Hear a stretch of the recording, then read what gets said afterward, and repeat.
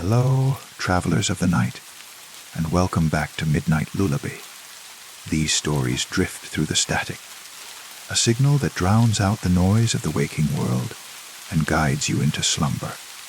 Before the signal slips away, leave a trace.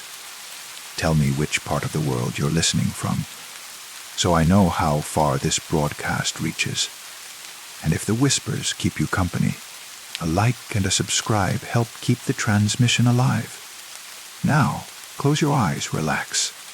The broadcast begins.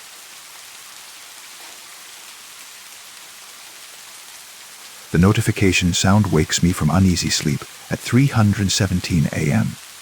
A soft chime that cuts through the apartment's silence like a knife. The distinctive ping my phone makes when a new email arrives. I lie still for a moment, staring at the ceiling, wondering who would be sending messages at this hour. Probably spam, or maybe a newsletter from some website I forgot to unsubscribe from. But something about the sound bothers me. It's too crisp, too clear, as if it came from somewhere much closer than the nightstand where my phone usually sleeps.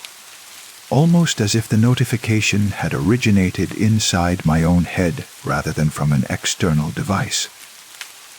I reach over and grab the phone, its screen blazing to life with harsh blue light that makes me squint.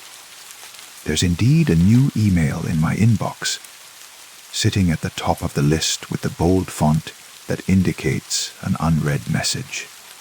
The sender's address makes me frown. My own email address sent to itself. That's odd. I certainly didn't send myself any emails, especially not at 3 in the morning. I tap on the message to open it, expecting to find evidence of some technical glitch or perhaps a spam, but that has somehow spoofed my address. Instead, I find something much more unsettling. From my email address to my email address, subject doengeo OUU to AY, sent tomorrow. 11:47 p.m. The timestamp makes my breath catch. Tomorrow. The email is dated 20 hours in the future, sent from a time that hasn't happened yet. But that's impossible. Email systems don't allow future dating, and my phone's clock is automatically synced with the cellular network.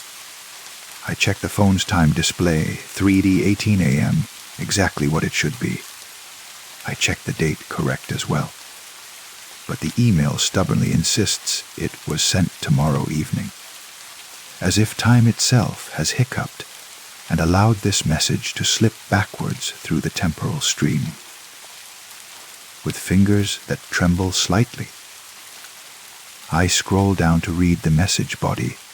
You won't remember sending this, but you need to read it carefully.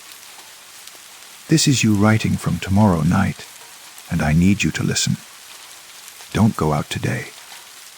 Whatever plans you have, whatever seems important, cancel everything and stay inside. Lock the door.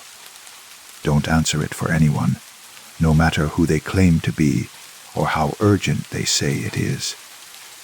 The thing that's going to happen, I can't explain it in a way that won't sound insane. But if you go out today, if you leave the apartment for even a few minutes, you'll understand why I'm writing this. And once you understand, it will already be too late. I'm writing this at 11:47 p.m. tomorrow, and I'm running out of time. I can hear them in the hallway now, trying the door handle. The sound is soft but persistent, like mice scratching in the walls. They know I'm in here, but they can't get in as long as I don't let them in. But you will let them in if you go out today. You'll come back different, and the you that comes back will open the door for them, without hesitation. Stay inside. Trust me. Trust yourself. You, tomorrow, I read the message 3 times, my heart rate increasing with each pass. The writing style is unmistakably mine, the same rhythms, the same tendency toward run, on sentences when I'm anxious, even the same paranoid undertone that creeps into my thoughts when I'm stressed. But the content is impossible. If a message from a future that hasn't occurred warning about events that haven't happened. My rational mind catalogues possible explanations. A hacker could have gained access to my email account, though the personal writing style would be difficult to fake. Someone could have manipulated the timestamp. Though I can't imagine why anyone would go to such elaborate lengths for what appears to be a simple prank. But underneath these logical possibilities, something deeper and more primitive whispers that the message is genuine, that somehow, impossibly, I've actually received a warning from my own future self about dangers I can't yet comprehend. I set the phone aside and try to return to sleep. But my mind keeps circling back to the email's urgent tone, the fear that bleeds through every line. They know I'm in here, but they can't get in as long as I don't let them in. Who are they? And why would my future self be so terrified of whatever is trying to get inside?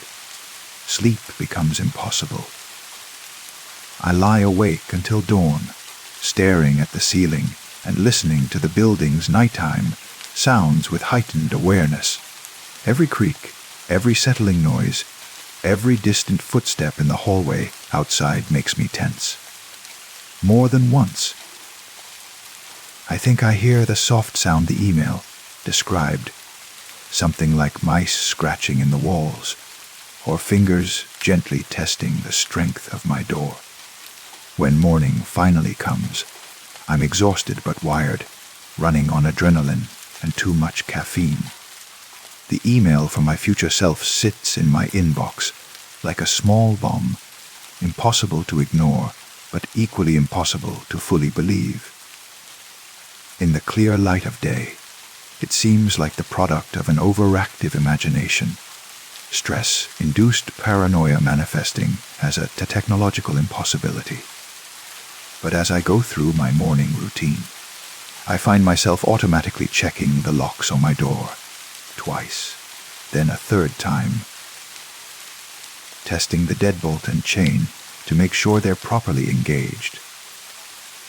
I have a client meeting scheduled for this afternoon, an important presentation that could lead to a significant contract. Under normal circumstances, I would never consider canceling, especially not based on a probably fake email that claims to be from the future. My career, my financial stability, my professional reputation, all of these depend on maintaining reliability and consistency. Yet I find myself hesitating as I prepare to leave for work. The email's warning echoes in my mind, don't go out today. Whatever plans you have, whatever seems important, cancel everything and stay inside. I shake my head, forcing myself to focus on reality rather than digital phantoms. I have responsibilities, commitments that exist in the real world rather than in the realm of impossible emails and temporal paradoxes. I gather my materials for the presentation, check my appearance in the mirror, and head for the door. My hand freezes on the doorknob. From somewhere outside in the hallway comes that soft scratching sound, exactly as the email described. Like mice in the walls, or fingers testing surfaces they shouldn't touch. The sound is so faint, I might have missed it entirely if I hadn't been listening for it. But now that I've heard it, I can't unhear it.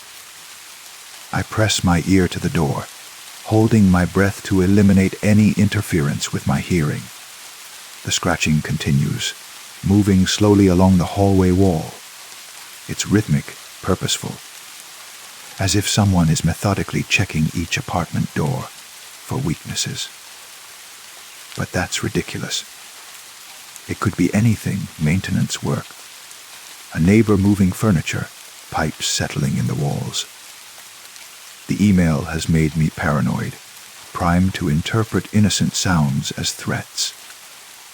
I unlock the door and pull it open, determined to prove to myself that there's nothing supernatural or sinister waiting in the hallway. The corridor is empty. Fluorescent lights buzz overhead, casting their familiar harsh glow over industrial carpet and numbered doors. Everything looks exactly as it should in a modern apartment building on a Tuesday morning. But as I step into the hallway, I notice something that makes my skin prickle with unease. Along the wall opposite my door, at about shoulder height, there's a series of small marks in the paint. Scratches, as if someone had dragged their fingernails along the surface while walking down the hall. The marks are fresh. The paint dust hasn't had time to settle, and when I touch one of the scratches, tiny flakes come away on my fingertip. Someone was here within the last few minutes. Someone who left these deliberate marks as they moved through the building. I look up and down the hallway, but it remains empty. No maintenance workers, no neighbors, no explanation for the fresh scratches in the wall. The silence is complete, except for the fluorescent buzzing overhead and the distant hum of the building's ventilation system. I should return to my apartment. I know this. The email's warning suddenly seems less like paranoid delusion and more like genuine prophetic advice. But my car keys are in my hand, my presentation materials under my arm, and the client meeting represents months of work toward a potentially career-changing opportunity. One quick trip, I tell myself. Straight to the client's office, deliver the presentation, then straight back home. If there really is some danger lurking in the world outside, surely it won't manifest in the space of a few hours. I walk quickly to the elevator, my footsteps echoing in the empty hallway. Behind me, I hear the soft sound of my apartment door closing and automatically locking. The click seems unnaturally final, like a coffin lid closing or a trap springing shut. The elevator arrives with its familiar ding, and I step inside. As the doors slide closed, I catch a glimpse of movement at the far end of the hallway. A figure in dark clothing, standing motionless near the emergency exit. But the doors finish closing before I can get a clear look, and then I'm descending toward the parking garage. The drive to the client's office passes without incident. Traffic is lighter than usual. The radio plays familiar songs, and the morning sun streams through my windshield in a way that makes everything seem normal and safe. By the time I arrive at the gleaming office building downtown, the email's warnings seem like products of an overactive imagination. The presentation goes well. Better than well, it's one of my best performances. The kind of meeting where everything clicks and the client nods along with genuine enthusiasm. They ask detailed questions about implementation timelines and budget projections, the kind of queries that usually signal serious interest in moving forward. I should feel elated, energized by professional success. Instead, as I pack up my materials and prepare to leave, a strange unease settles over me. Something about the meeting felt wrong, though I can't identify what. The client's enthusiasm seemed genuine, their questions appropriate, their body language engaged and positive. But there was something in their eyes when they looked at me, a quality of attention that felt less like professional interest and more like recognition. as if they had been expecting me, waiting for me to arrive at precisely this moment. I try to dismiss the feeling as post-presentation adrenaline, the emotional crash that sometimes follows high-stakes professional performances. But as I walk through the office building's marble lobby toward the parking garage, the unease intensifies. The elevator to the garage is crowded with other professionals heading to lunch meetings and afternoon appointments. We stand in comfortable silence, watching the floor numbers decrease, each person absorbed in their own thoughts and schedules. But I become aware that several of them are looking at me. Not obviously, not in a way that would attract attention from the other passengers. But in the elevator's polished walls, I can see reflected glances, quick looks that dart away when I try to meet them directly. The woman in the expensive suit checks her phone, but her eyes flick to my reflection in the doors. The man with the briefcase studies the floor buttons, but his gaze keeps sliding toward me. By the time the elevator reaches the parking level, I'm convinced that every person in the car is watching me with that same quality of recognition I had noticed in the client's eyes. They know something I don't, expect something I'm not aware of giving.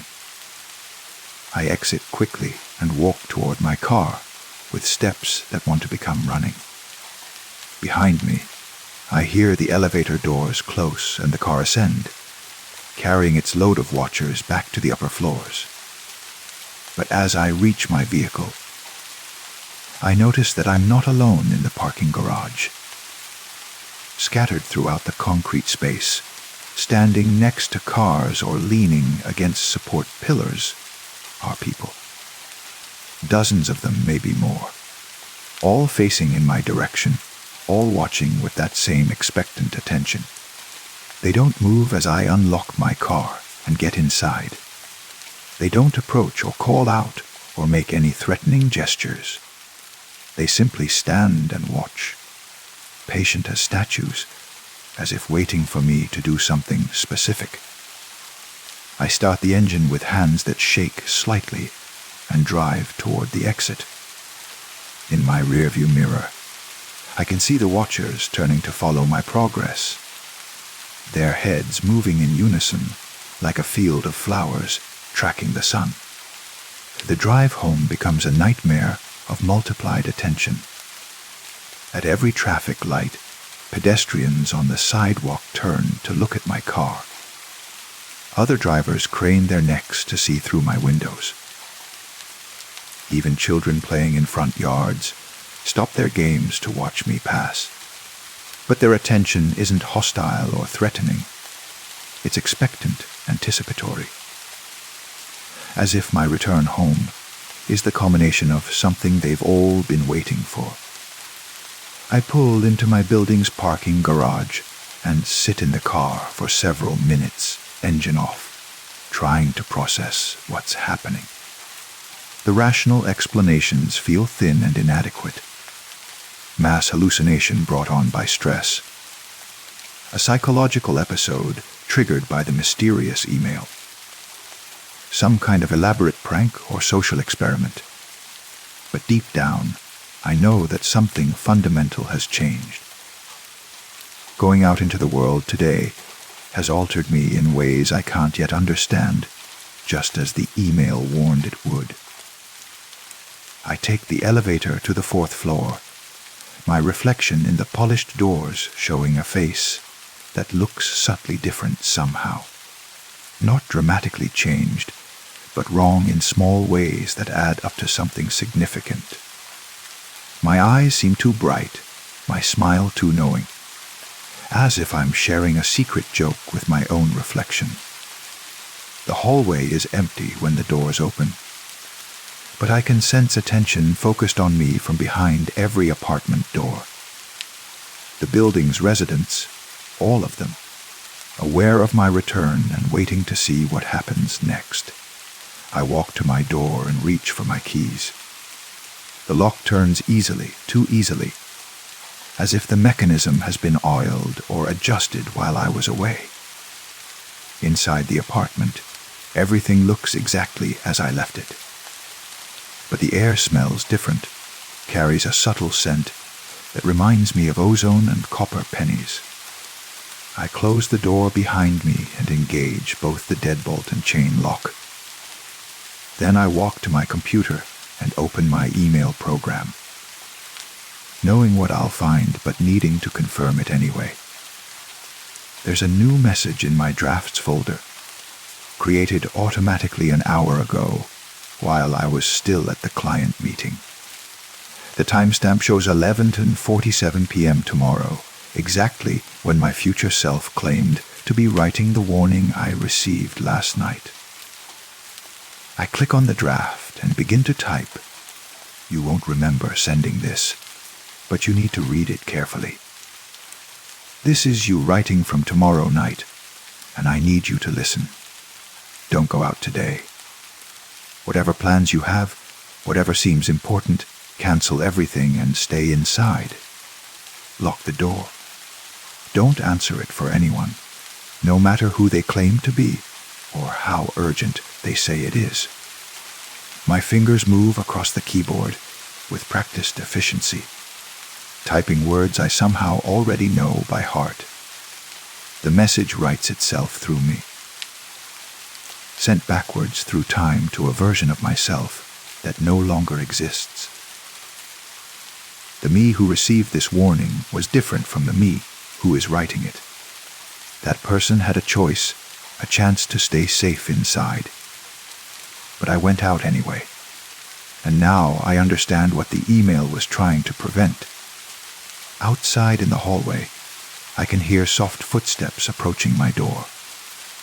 Multiple sets of feet moving with perfect synchronization, like a formation of soldiers marching in dress parade.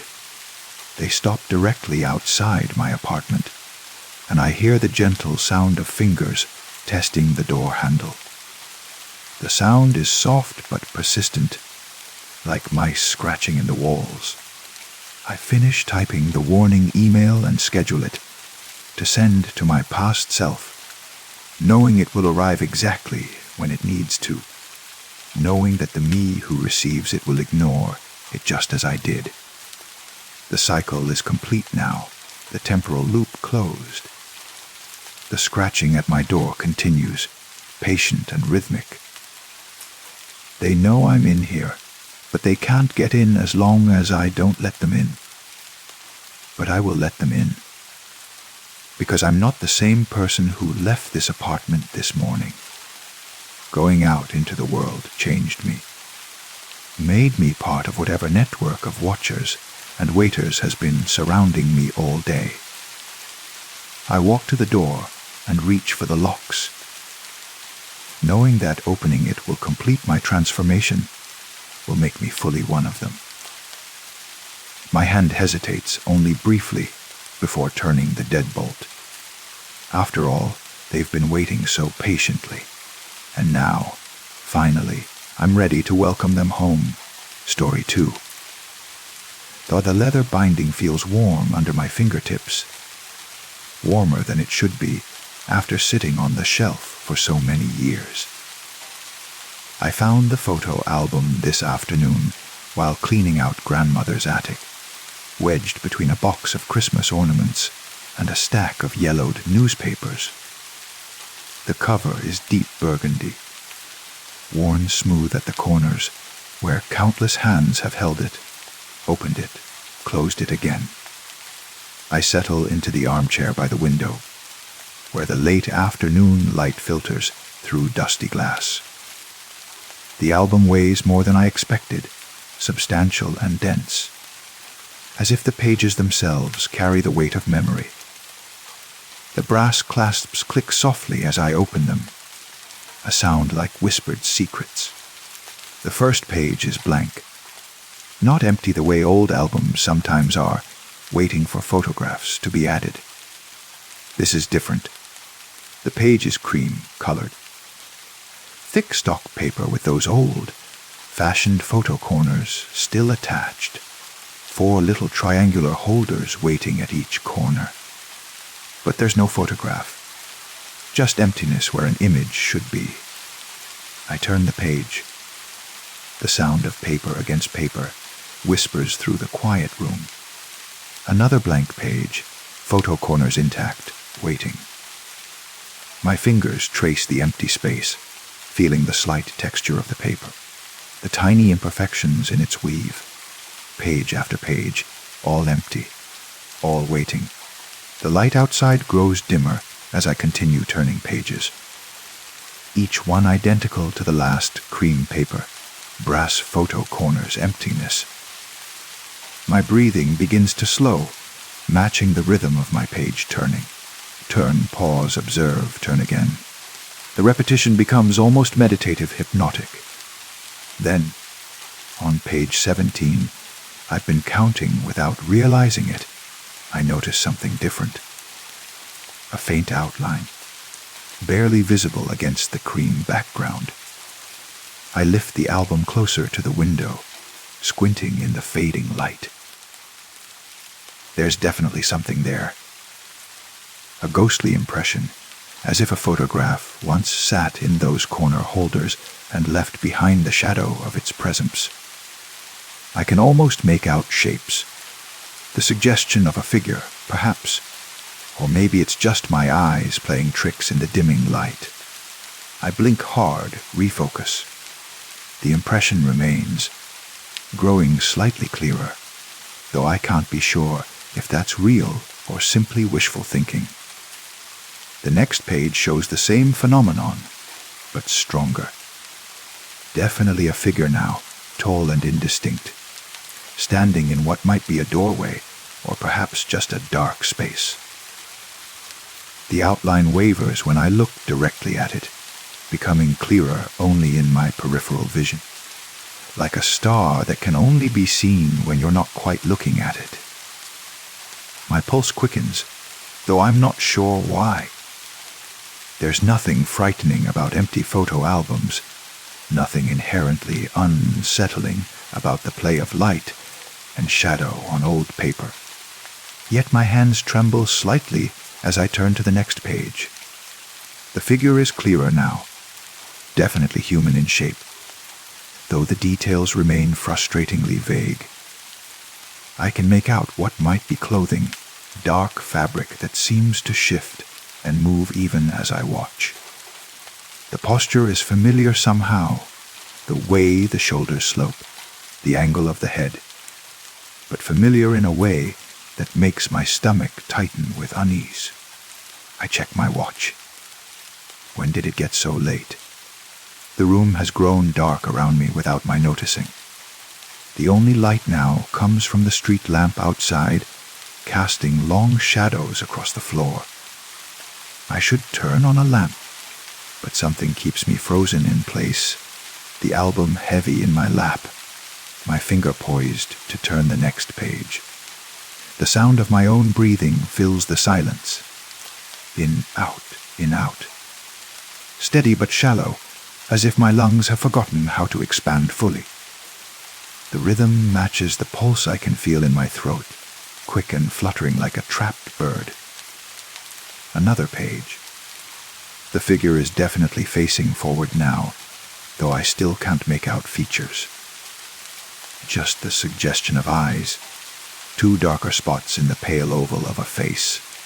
The pose is straight on, direct. As if the person in the photograph, if there ever was a photograph, had been looking directly at the camera. Looking directly at me. My mouth feels dry.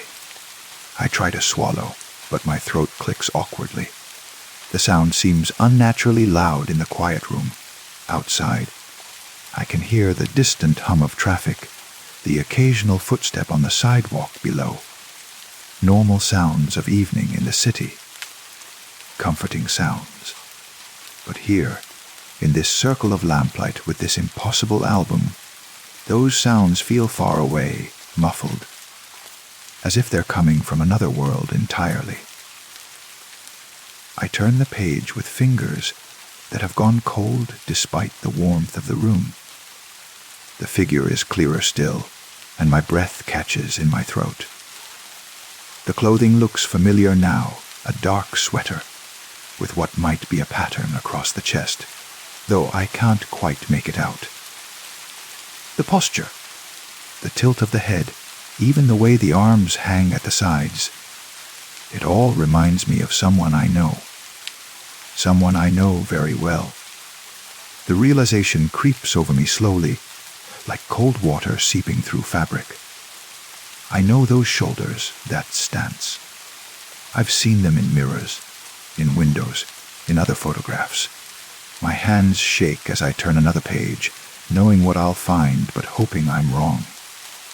The face is mine, not clearly, not in sharp focus, but unmistakably mine.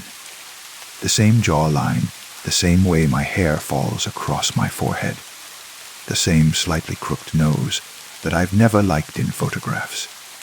It's me, but not quite me.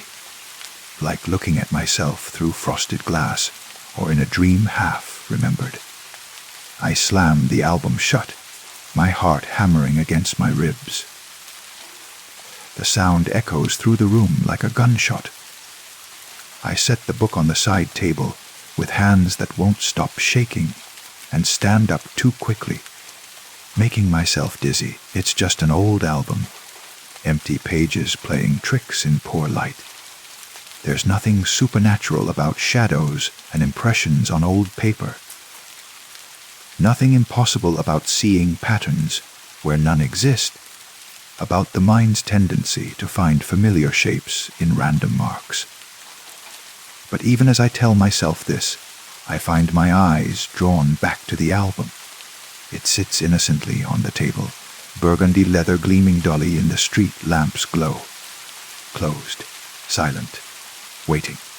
I walk to the kitchen and pour myself a glass of water, gulping it down too fast, feeling it splash cold against my throat. The normal action grounds me.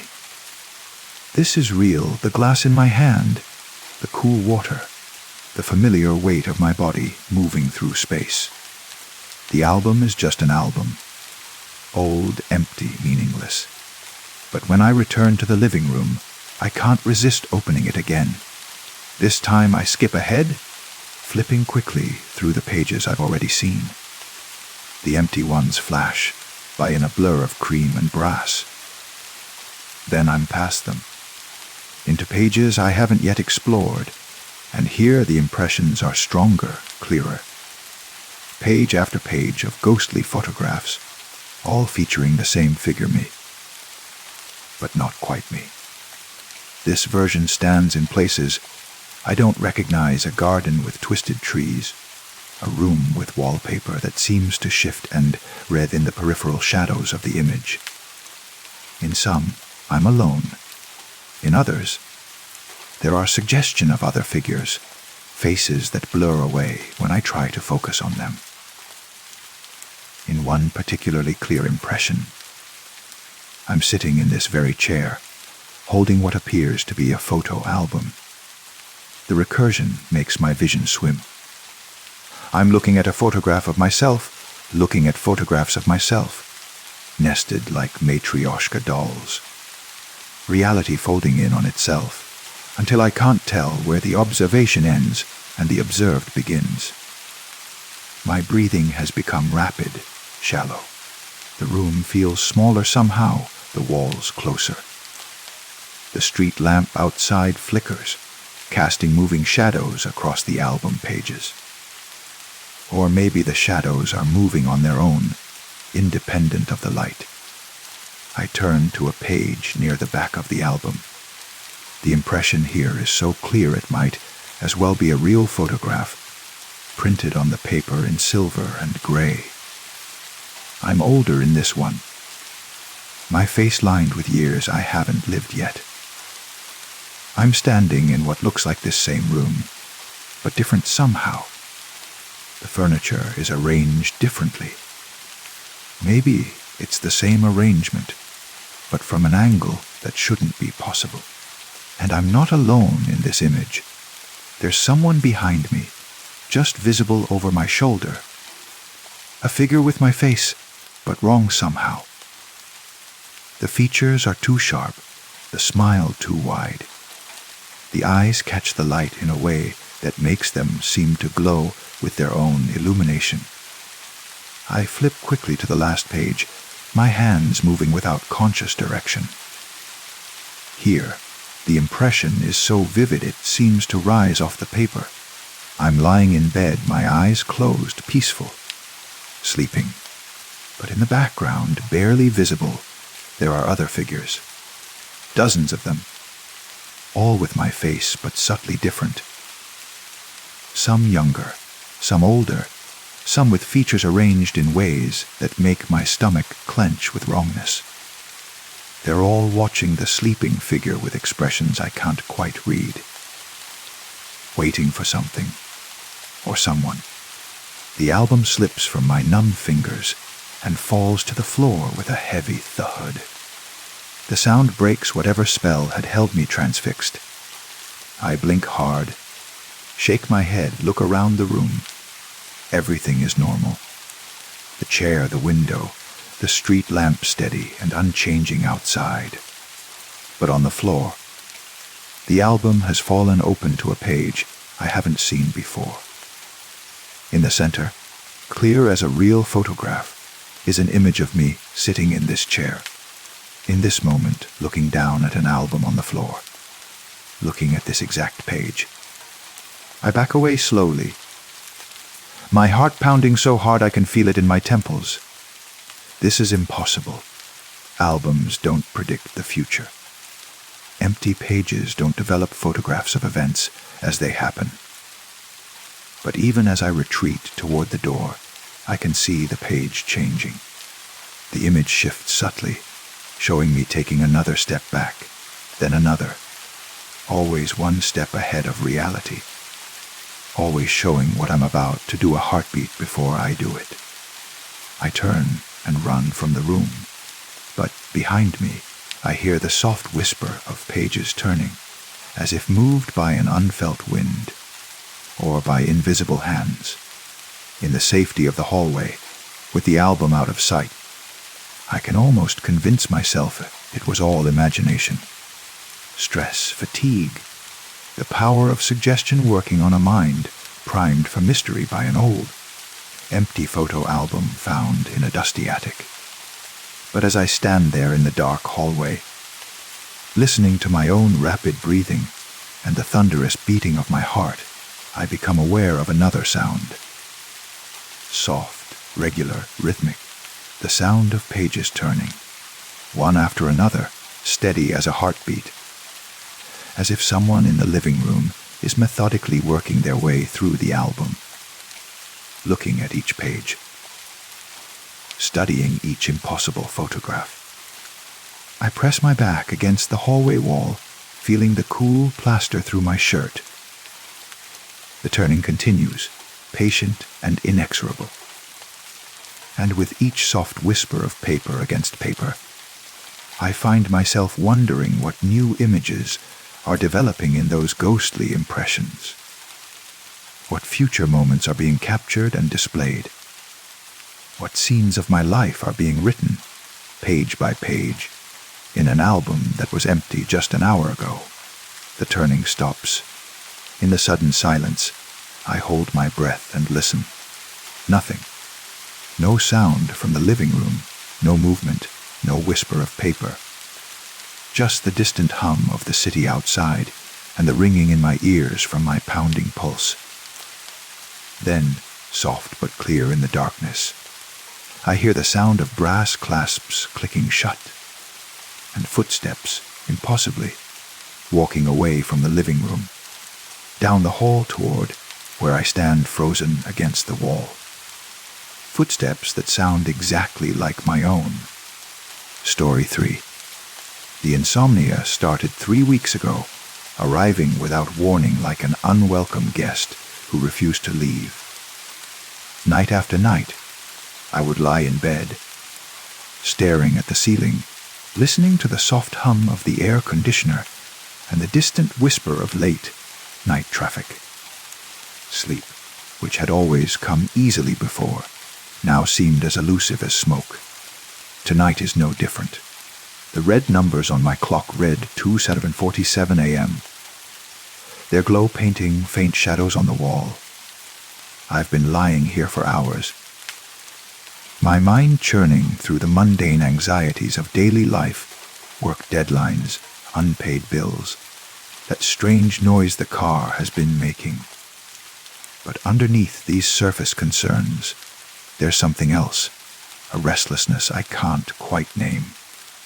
I give up on sleep and pad barefoot to the kitchen, the hardwood floor cool against my skin. The house feels different at this hour, larger somehow, as if the darkness has expanded the spaces between walls. I pour myself a glass of water. The sound of liquid hitting glass, unnaturally loud in the quiet. Through the kitchen window, the backyard stretches away into shadow. Above the neighbor's roofline, the night sky spreads wide and clear, unmarred by the city's usual light pollution. It's one of those rare nights when the stars are visible, pinpricks of light scattered across the velvet darkness like spilled salt. I've never been much of a stargazer, but something about the vast expanse draws me outside. The grass is damp with dew, cool between my toes as I walk to the center of the yard. Here, away from the house's shadows, the sky opens up completely above me. The stars are brighter than I expected, more numerous. Constellations I remember from childhood Orion with his belt. The Big Dipper's familiar ladle shape emerge from the stellar chaos.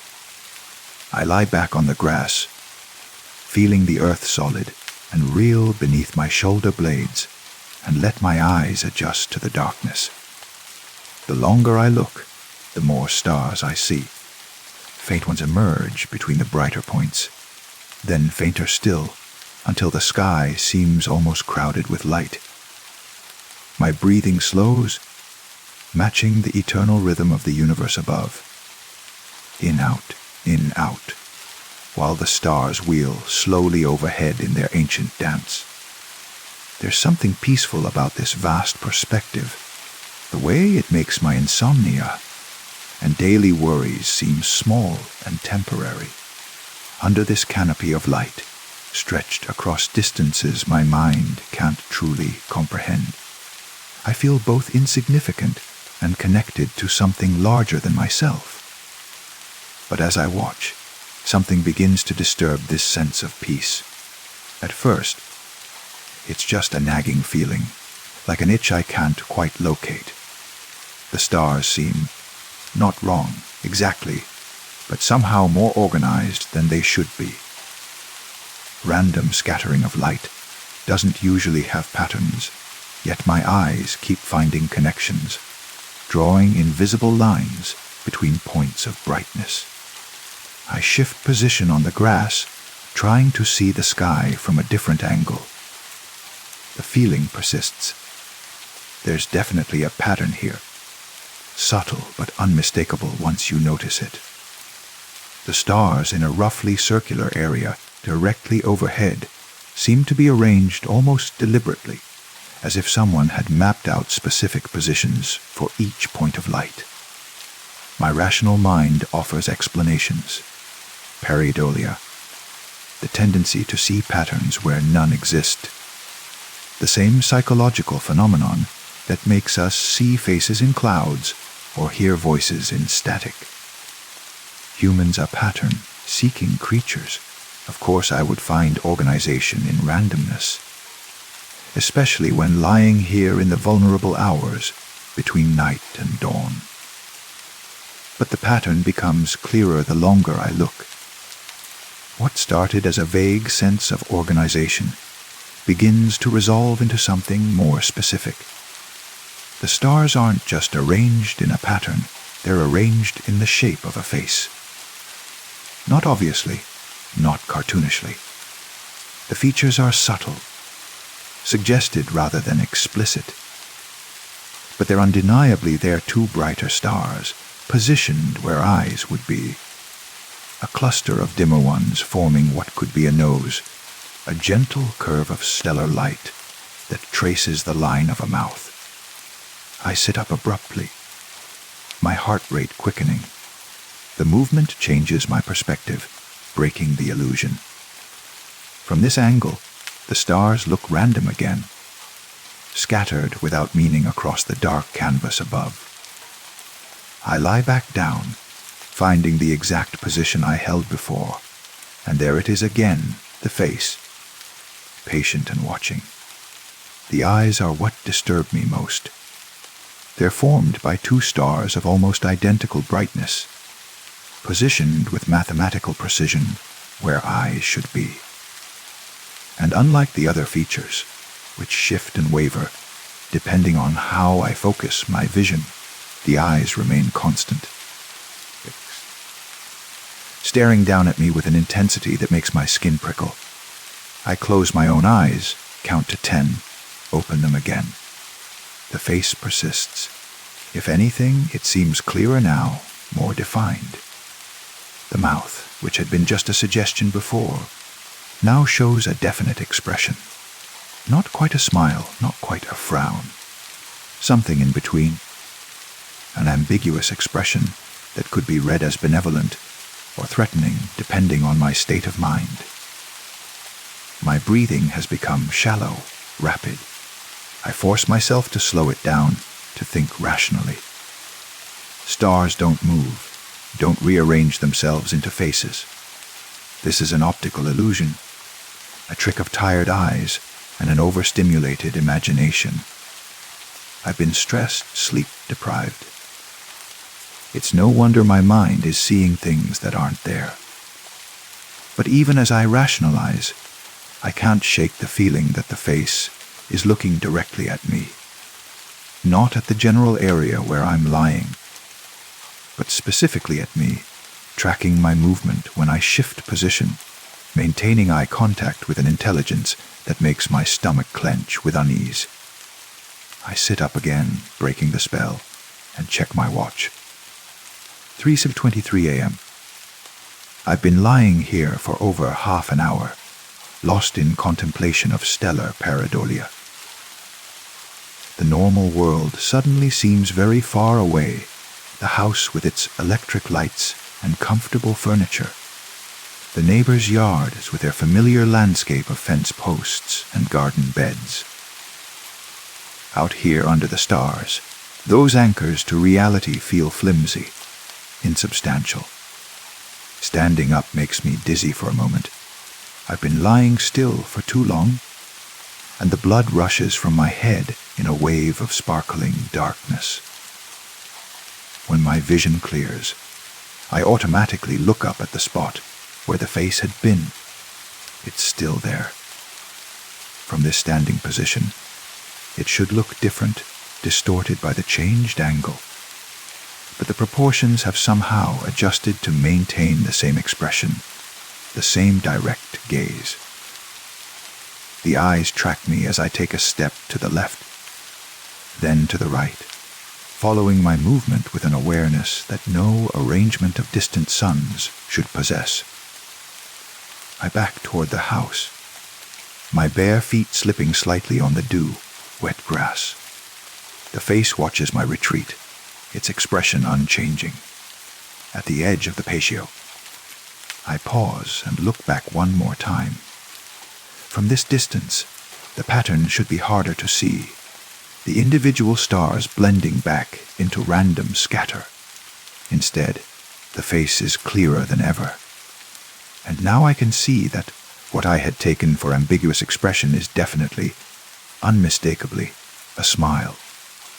Inside the house, with the door locked behind me, and the familiar electric lights buzzing overhead, I try to process what I've just experienced. The logical explanations line up neatly in my mind: fatigue, stress, the brain's tendency to find meaning in meaningless patterns. I've always been prone to an overactive imagination. This is just another example of my mind creating stories where none exist. But logic feels thin and inadequate when measured against the memory of those stellar eyes, the way they seem to focus on me with deliberate intent. I pour another glass of water with hands that tremble slightly, then carry it to the living room window that faces the backyard. The stars are still visible through the glass, though less brilliant now, dimmed by the reflection of indoor lights. I have to cup my hands around my eyes and press close to the window to see them clearly. When I do, my breath fogs the glass in a sharp exhalation of shock. The face is still there, still watching. But now it's no longer alone. To either side of the original face, other patterns have emerged. Other arrangements of stars that suggest features, expressions, personalities. A whole gallery of stellar faces looking down from the night sky, all turned toward my house, all focused on my window with the same unblinking attention. I stumble backward, my pulse hammering in my ears. This is impossible. Stars don't move. Don't rearrange themselves. Don't watch suburban houses in the small hours of the morning. What I'm seeing violates every law of physics and astronomy I've ever learned. Yet when I force myself to look again, they're still there. Dozens of them now, filling the visible portion of sky. Young faces and old ones, kind expressions and stern ones, all rendered in pinpricks of ancient light. Some are clear and well defined, others are more impressionistic, suggested by the strategic placement of bright and dim stars. But they all share one characteristic: they're all looking at me. The rational part of my mind clings desperately to mundane explanations. Mass hallucination brought on by sleep deprivation. A neurological event, perhaps a minor stroke affecting the visual cortex. Carbon monoxide poisoning from a faulty furnace, causing delusions and perceptual distortions. But none of these explanations account for the visceral certainty. I feel that something is actually there. Something real and aware and focused on me with an intensity that makes my skin crawl. The faces aren't random arrangements of light anymore. They have personality, individual character. I can read emotions in their stellar features, curiosity in some, concern in others, and in a few, something that might be hunger. I close the curtains with sharp, jerky movements, shutting out the view of the backyard and the impossible gallery above it. But even with the heavy fabric between me and the night sky, I can feel their presence. The weight of all those gazes pressing down on the house, patient and eternal and utterly focused. Sleep is impossible now. I spend the remaining hours until dawn pacing through the house, checking and rechecking the locks on doors and windows. Though what good locks would do against watchers made of starlight, I can't say. Every sound makes me jump, the house settling, the refrigerator cycling on, the distant hum of a car passing on the street. When the first pale light of sunrise begins to wash out the stars, I finally allow myself to look outside again. The faces are gone, dissolved into the growing brightness of dawn like shadows fleeing the light. The sky looks normal again, pale blue and empty, except for the fading crescent moon. But as I stand at the window, watching the night surrender to day, I notice something that makes my blood run cold. On the glass, precisely at my eye level, is the faint outline of a face. Not reflected in the glass, but somehow impressed upon it, as if the stellar features I'd been watching had left their mark on the window itself. The outline is subtle, barely visible, except when the light hits it at exactly the right angle. But it's definitely there, the suggestion of eyes, nose, mouth, all watching inward toward the house, toward me. I reach out with a trembling finger to touch the glass, to confirm that this is just condensation or a trick of the light. But the moment my skin makes contact with the cool surface, the outline flares brighter, becoming momentarily visible as a face made of starlight superimposed on the morning sky. And in that instant of clarity, I see something that stops my heart entirely. The face isn't that of a stranger formed by random stellar arrangement. The features, now clearly visible, are familiar in the most disturbing possible way. It's my own face, looking back at me from the night sky, wearing an expression I've never worn in life, a smile of infinite patience, as if it's been waiting up there among the stars for a very long time, waiting for me to finally look up and see it watching. The image fades with the strengthening dawn, leaving only normal glass and normal sky. But the memory burns in my mind like an afterimage, and I know with absolute certainty that tonight, when darkness falls again, it will still be there. They will all still be there, watching, waiting, and perhaps finally ready to do more than simply observe. Story 4. The ceiling fan has been my companion for 3 months now, ever since I moved into this studio apartment on the 7th floor. Its blades turn with a gentle whoosh, whoosh, whoosh, a rhythmic lullaby that helps me drift off to sleep each night. The sound is constant, predictable, safe. But tonight, something is different. I lie in bed, staring up at the slowly rotating blades, listening to that familiar sound. The fan hums its mechanical song, casting shifting shadows across my ceiling in the dim glow of the street light filtering through my thin curtains. Whoosh, whoosh, whoosh. The same sound as always, yet somehow not quite. I close my eyes and let the steady rhythm wash over me. Whoosh, whoosh, whoosh. My breathing begins to slow, matching the fan's pace. In, out, in, out. The white noise should be pulling me under, into that peaceful void of sleep I've come to rely on. But there's something else.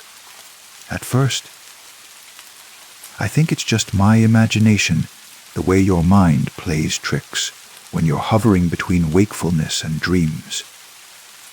Between the whooshes, in those brief moments of near silence, I swear I hear something, a whisper, so faint it might not be there at all. Whoosh, whoosh, whoosh. I open my eyes and stare at the fan, 4 blades off-white plastic, slightly dusty. Nothing unusual. The same fan that's been turning above my bed every night for 3 months. I purchased it myself from the hardware store down the street.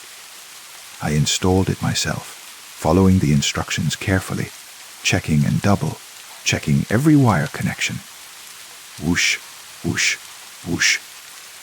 There it is again, in the space between sounds, barely audible above the gentle mechanical hum.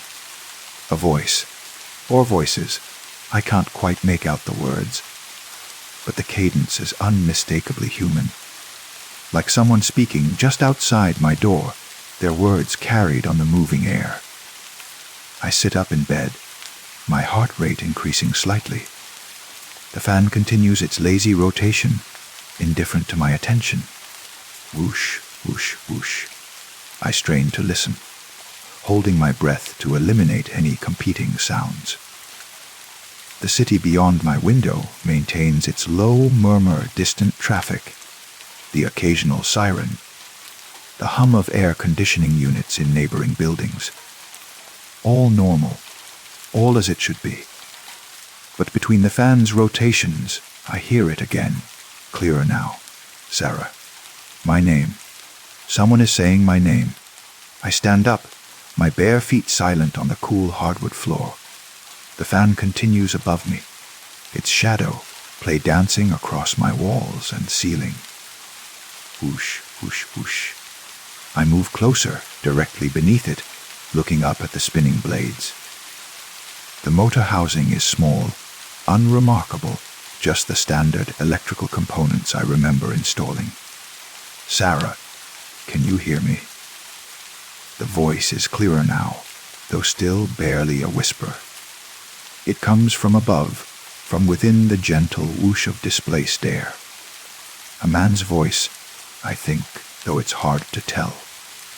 The words seem to ride on the moving air itself, carried by each blade's passage. I reach for the wall switch, my hand trembling slightly, but I stop. What if turning off the fan stops the voice? What if this is the only way to hear whatever message is being conveyed? My finger hovers over the switch, uncertain. Whoosh, whoosh, whoosh. We've been trying to reach you, Sarah. The we, multiple voices. I listen more intently, and yes, there are subtle variations in tone, slight differences that suggest more than one speaker. The voices overlap sometimes, creating a soft chorus that rises and falls with the fan's rotation. You've been sleeping so soundly, one voice continues. Night after night. You listen to us without knowing. My skin prickles with goosebumps despite the warm summer air. I look around my small apartment, one room, one window, one door, all unchanged from when I went to bed an hour ago. The digital clock on my nightstand glows 2017 AM in red numerals. Everything is exactly as it should be, except for the voices in the wind. Whoosh, whoosh, whoosh. Don't be afraid, Sarah. We're not here to frighten you. But I am frightened, not terrified, but unsettled in a way I can't quite define. The voices are gentle, almost soothing, but their very existence defies everything I know about ceiling fans and air circulation and the laws of physics. Voices don't travel on fan blades. Whispers don't hide in white noise. We live in the space between sounds. Another voice explains, as if reading my thoughts. In the pause between one moment and the next, you've created a doorway with your listening, Sarah. Night after night, your attention has opened a path. I move back to my bed and sit on the edge, looking up at the fan. Its rotation seems hypnotic now, each blade catching and releasing the dim light in a pattern that draws my eyes. Whoosh, whoosh, whoosh. The sound has become a heartbeat, a breathing, a pulse of communication. What do you want? I whisper aloud, feeling somewhat foolish but needing to respond. The fan continues its rotation for several cycles before an answer comes. To be heard. Multiple voices reply in near unison. To be acknowledged. You've been so lonely here, Sarah, in this room with just the fan for company. We've been lonely too, trapped between the blades, between the sounds, between the spaces where no one thinks to listen. They're right about my loneliness. 3 months in a new city, a new job, a new apartment. I know no one here. The fan has been my most constant companion, its steady sound the closest thing I have to conversation most days. I talk to it sometimes, when the silence grows too heavy. I thank it for helping me sleep. I curse it when dust motes dance in the moving air. You hear us because you need us, the voice continues. Just as we need you to hear us. It's symbiotic, Sarah. Beautiful in its way. Whoosh, whoosh, whoosh. I lie back down, pulling my thin blanket up to my chin. The voices continue their gentle murmur, words that seem to form and dissolve like clouds.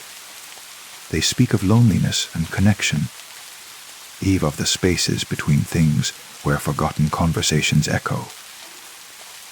They tell me about others who have listened, other solitary people, in other rooms with other fans, other white noise machines, other sources of constant, rhythmic sound. There's a network, they explain, a web of listeners and voices, connected through the medium of moving air. You're part of it now, Sarah. You've always been part of it. Since the first night you lay here and let our sound become your lullaby. The concept should be disturbing, but instead, I find it oddly comforting. The idea that I'm not truly alone, that even my ceiling fan connects me to some larger community of isolated souls. The voices continue their whispered conversation, sometimes addressing me directly, sometimes seeming to speak among themselves. Whoosh, whoosh, whoosh. Hours pass, or perhaps minutes. Time seems fluid in the space between the fan's rotations. The voices tell me stories of other listeners. A widow in Detroit whose window fan carries messages from her late husband. A student in Tokyo whose desk fan whispers solutions to mathematical problems. A night shift worker in London whose industrial fan speaks in languages he doesn't recognize but somehow understands. We exist in the liminal spaces, they explain. The threshold places where one thing becomes another. Sound becomes silence. Day becomes night. Sleep becomes dream. We inhabit the transitions. The moments of change when reality becomes malleable. I close my eyes and let their words wash over me. The fan's rotation creates a gentle breeze across my skin, and I imagine I can feel the voices in that movement, not just hear them, but physically sense their presence in the displaced air. Each whisper is a tiny current, a microscopic pressure change that registers somewhere deeper than my ears. Whoosh, whoosh, whoosh. Sleep now, Sarah, they murmur collectively. Let us watch over you, as we have every night since you arrived. Let our voices carry you into dreams, where we can speak more clearly, where the boundaries between your world and ours grow thin enough to cross. My eyelids grow heavy. The familiar sound of the fan, now layered with the gentle conversation of invisible companions, pulls me toward sleep. But as consciousness begins to fade, a final thought surfaces. Tomorrow night, will I remember this? Will the voices return, or will I convince myself this was all a dream, a product of loneliness and the suggestive power of white noise? Whoosh, whoosh, we'll be here, the voices assure me, as if once again reading my thoughts. We're always here, Sarah, in every rotation, in every whisper of moving air. We're the sound between sounds, the voice between voices. And now that you've heard us once, truly heard us, you'll never be alone again. The fan continues its endless rotation above me, its blades cutting through the still air of my apartment, creating currents and whispers and the gentle whoosh, whoosh, whoosh that has become as essential to my sleep as breathing. Somewhere in that sound, my new companions wait and watch and speak their quiet truths into the darkness. And for the first time in 3 months, I drift off to sleep with a smile. Story 5. The new apartment building has that particular silence that comes with fresh construction, walls that haven't yet learned to creak, floors that don't remember the weight of previous footsteps, doors that close with the sharp precision of hardware that hasn't been worn smooth by use. I moved in 3 days ago, drawn by the competitive rent, and the promise of being the first tenant to inhabit apartment 4B. The hallway outside my door stretches in both directions, longer than seems necessary for the number of apartments it serves. Efflorescent lights buzz overhead in panels of harsh white, casting everything in that institutional glow that makes colors look slightly wrong. The carpet is industrial grade, dark blue with flecks of gray, designed to hide stains and show wear as little as possible. During the day, the hallway bustles with the sounds of new residents, settling in, furniture being delivered, boxes scraped across floors, muffled conversations through thin walls. But at night, the building settles into an expectant quiet, as if holding its breath. It's during these quiet hours that I first notice the light at the end of the hall. I'm coming home late from work, my footsteps echoing dully on the industrial carpet, when something catches my peripheral vision. At the far end of the corridor, beyond the elevator bank, there's a warm glow that seems different from the harsh fluorescence overhead. Softer, yellower, more like lamplight than the institutional lighting that illuminates the rest of the hallway. I pause with my key halfway to the lock, turning to look more directly at the source of the light.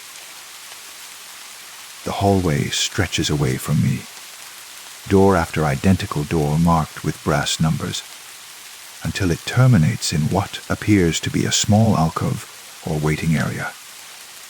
The warm light spills from this space, creating a pool of golden illumination that contrasts sharply with the cold white of the fluorescent tubes. It's welcoming, that light. After the sterile brightness of the main corridor, it looks like home, like comfort, like the kind of place where you might sit with a cup of tea and feel truly at peace. I find myself taking a few steps toward it, drawn by the promise of warmth in this cold, new space.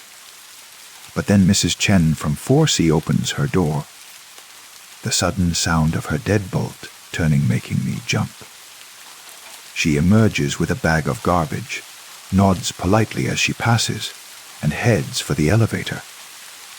The mundane interruption breaks, whatever spell the distant light had cast, and I realize I'm standing in the middle of the hallway, staring at what is probably just an emergency exit sign or a maintenance area. I unlock my apartment and go inside, pushing the incident from my mind. New buildings often have quirks in their lighting, odd corners where different electrical systems meet and create unusual illumination. There's nothing mysterious about a warm light at the end of a hallway. But over the next few nights, I find myself looking for it every time I come home. And it's always there, that gentle glow spilling from the alcove at the corridor's end, soft and inviting against the harsh institutional lighting of the main hall. More than looking for it, I find myself walking toward it. Not consciously at first. I'll be heading to my apartment after a long day, my mind occupied with work stress or grocery lists or the dozen small frustrations of daily life. And I'll realize I'm no longer walking toward my door. Instead, I'm moving down the hall in the opposite direction, toward that pool of golden light, my footsteps silent on the industrial carpet. Each time, I catch myself before getting too close. Something about the light, welcoming as it appears, makes me hesitate at the last moment. Perhaps it's the way the shadows seem to shift around its edges, or the way the warmth it promises feels almost too inviting, too perfect. Whatever the reason, I always turn back before reaching the end of the hall. But the pull grows stronger each night. Tonight, I'm determined to investigate properly. I've had a particularly stressful day at work. A project deadline moved up. A client meeting that went badly. The kind of accumulated tension that makes your shoulders ache and your jaw clench without realizing it. The warm light at the end of the hall seems like exactly what I need: a quiet space, away from the sterile efficiency of my still, unfurnished apartment, where I might sit for a moment and let the day's stress drain away. I walk purposefully down the corridor, my sneakers whispering against the carpet. The fluorescent lights buzz overhead with their familiar electrical hum, casting their cold white glow over the identical apartment doors. 4D, 4E. A 4F'd, I pass each threshold, noting the small signs of habitation: a doormat here, a wreath there, the faint sounds of televisions and conversations filtering through the walls. As I approach the end of the hall, the warm light grows brighter, more welcoming. I can see now that it does indeed come from an alcove, a small seating area with what appears to be a comfortable chair positioned to catch the glow of a floor lamp. The lamp itself is just out of view around the corner, but its light paints the visible wall with a honey-colored warmth that makes the harsh fluorescence seem even more clinical by comparison. 20 feet from the alcove, then 15, then 10. This close, I can smell something pleasant, not quite flowers, not quite spices, but something organic and comforting that reminds me of my grandmother's house when I was young. The scent mingles with the warm light to create an atmosphere of safety, of home, of belonging. 5 feet away, I pause. From this angle, I can see more of the alcove's interior. There is indeed a chair there, an old-fashioned armchair with worn velvet upholstery in deep burgundy. Next to it stands a floor lamp with a fringed shade that casts the golden glow I've been following. The setup looks like it belongs in someone's living room, rather than the hallway of a modern apartment building. But what stops me from taking those final few steps is the realization that the chair isn't empty. Someone is sitting in it. The figure is indistinct, more shadow than substance, visible mainly as a darker area against the chair's burgundy fabric. From where I stand, I can't make out features or even determine if it's a man or woman. But there's definitely someone there, sitting very still in the pool of warm light, facing slightly away from me so that all I can see the suggestion of a profile. My heart rate picks up, though I'm not sure why. There's nothing inherently threatening about a person sitting in a chair. This could be another resident, someone who discovered this little retreat and claimed it for evening relaxation. Maybe it's Mrs. Chen from 4C, or the young man from 4A who always nods politely when we pass in the hall. But something about the figure's stillness disturbs me. They haven't moved since I've been watching, haven't shifted position or acknowledged my presence in any way. They sit with the perfect immobility of a statue, or of someone who has been waiting in that chair for a very long time. I take a half step backward, my foot finding a squeaky board in the floor beneath the carpet. The sound echoes slightly in the corridor, not loud, but sharp enough to carry in the building's nighttime quiet. I freeze, waiting to see if the figure in the chair will turn toward the noise, will acknowledge my presence with some human gesture of recognition. Nothing. The silhouette remains perfectly still, facing slightly away from me, dark against the warm light of the lamp. But in that stillness, I begin to sense a quality of attention, as if despite not moving, the figure is very much aware of my presence, listening, waiting. I should approach, I tell myself. I should walk the final few steps to the alcove. Introduce myself to whoever is sitting there, maybe apologize for disturbing their quiet evening. It would be the normal, neighborly thing to do. Instead, I find myself backing away. The warm light that had seemed so welcoming moments ago now feels different somehow. Less like comfort and more like a trap. The pleasant scent I had noticed earlier seems cloying now, too sweet, carrying undertones that remind me of flowers left too long in a vase. I retreat down the hallway, walking backwards so I can keep the alcove in view. The figure in the chair doesn't move, doesn't turn to watch my departure. But I have the distinct impression that its attention follows me anyway, tracking my movement through senses I can't name. Back at my apartment, I unlock the door with hands that shake slightly. Once inside, I engage both the deadbolt and the chain lock, then lean against the door as if it might not be sufficient barrier against whatever I've just encountered. But what have I encountered, really? A neighbor sitting quietly in a communal space, enjoying the evening calm. There was nothing objectively threatening about the scene. Nothing that would justify the fear currently making my pulse race and my palms sweat. Yet the fear persists. And with it comes a nagging certainty that the figure in the chair wasn't a neighbor at all. That it had been waiting there specifically for me, knowing I would eventually be drawn by the warm light, knowing I would walk down that hallway night after night until curiosity finally overcame caution.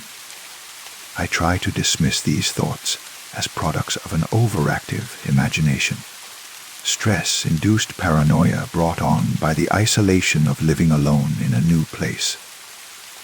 But when I go to bed an hour later, I find myself lying awake, listening to the building's nighttime sounds with heightened awareness. The usual settling noises seem different now, less random. The soft creaks and sighs of cooling metal and shifting wood arrange themselves into patterns that almost sound like footsteps, like someone walking slowly up and down the hallway outside my door, walking back and forth, with the patient rhythm of a sentry on guard duty, or like someone searching.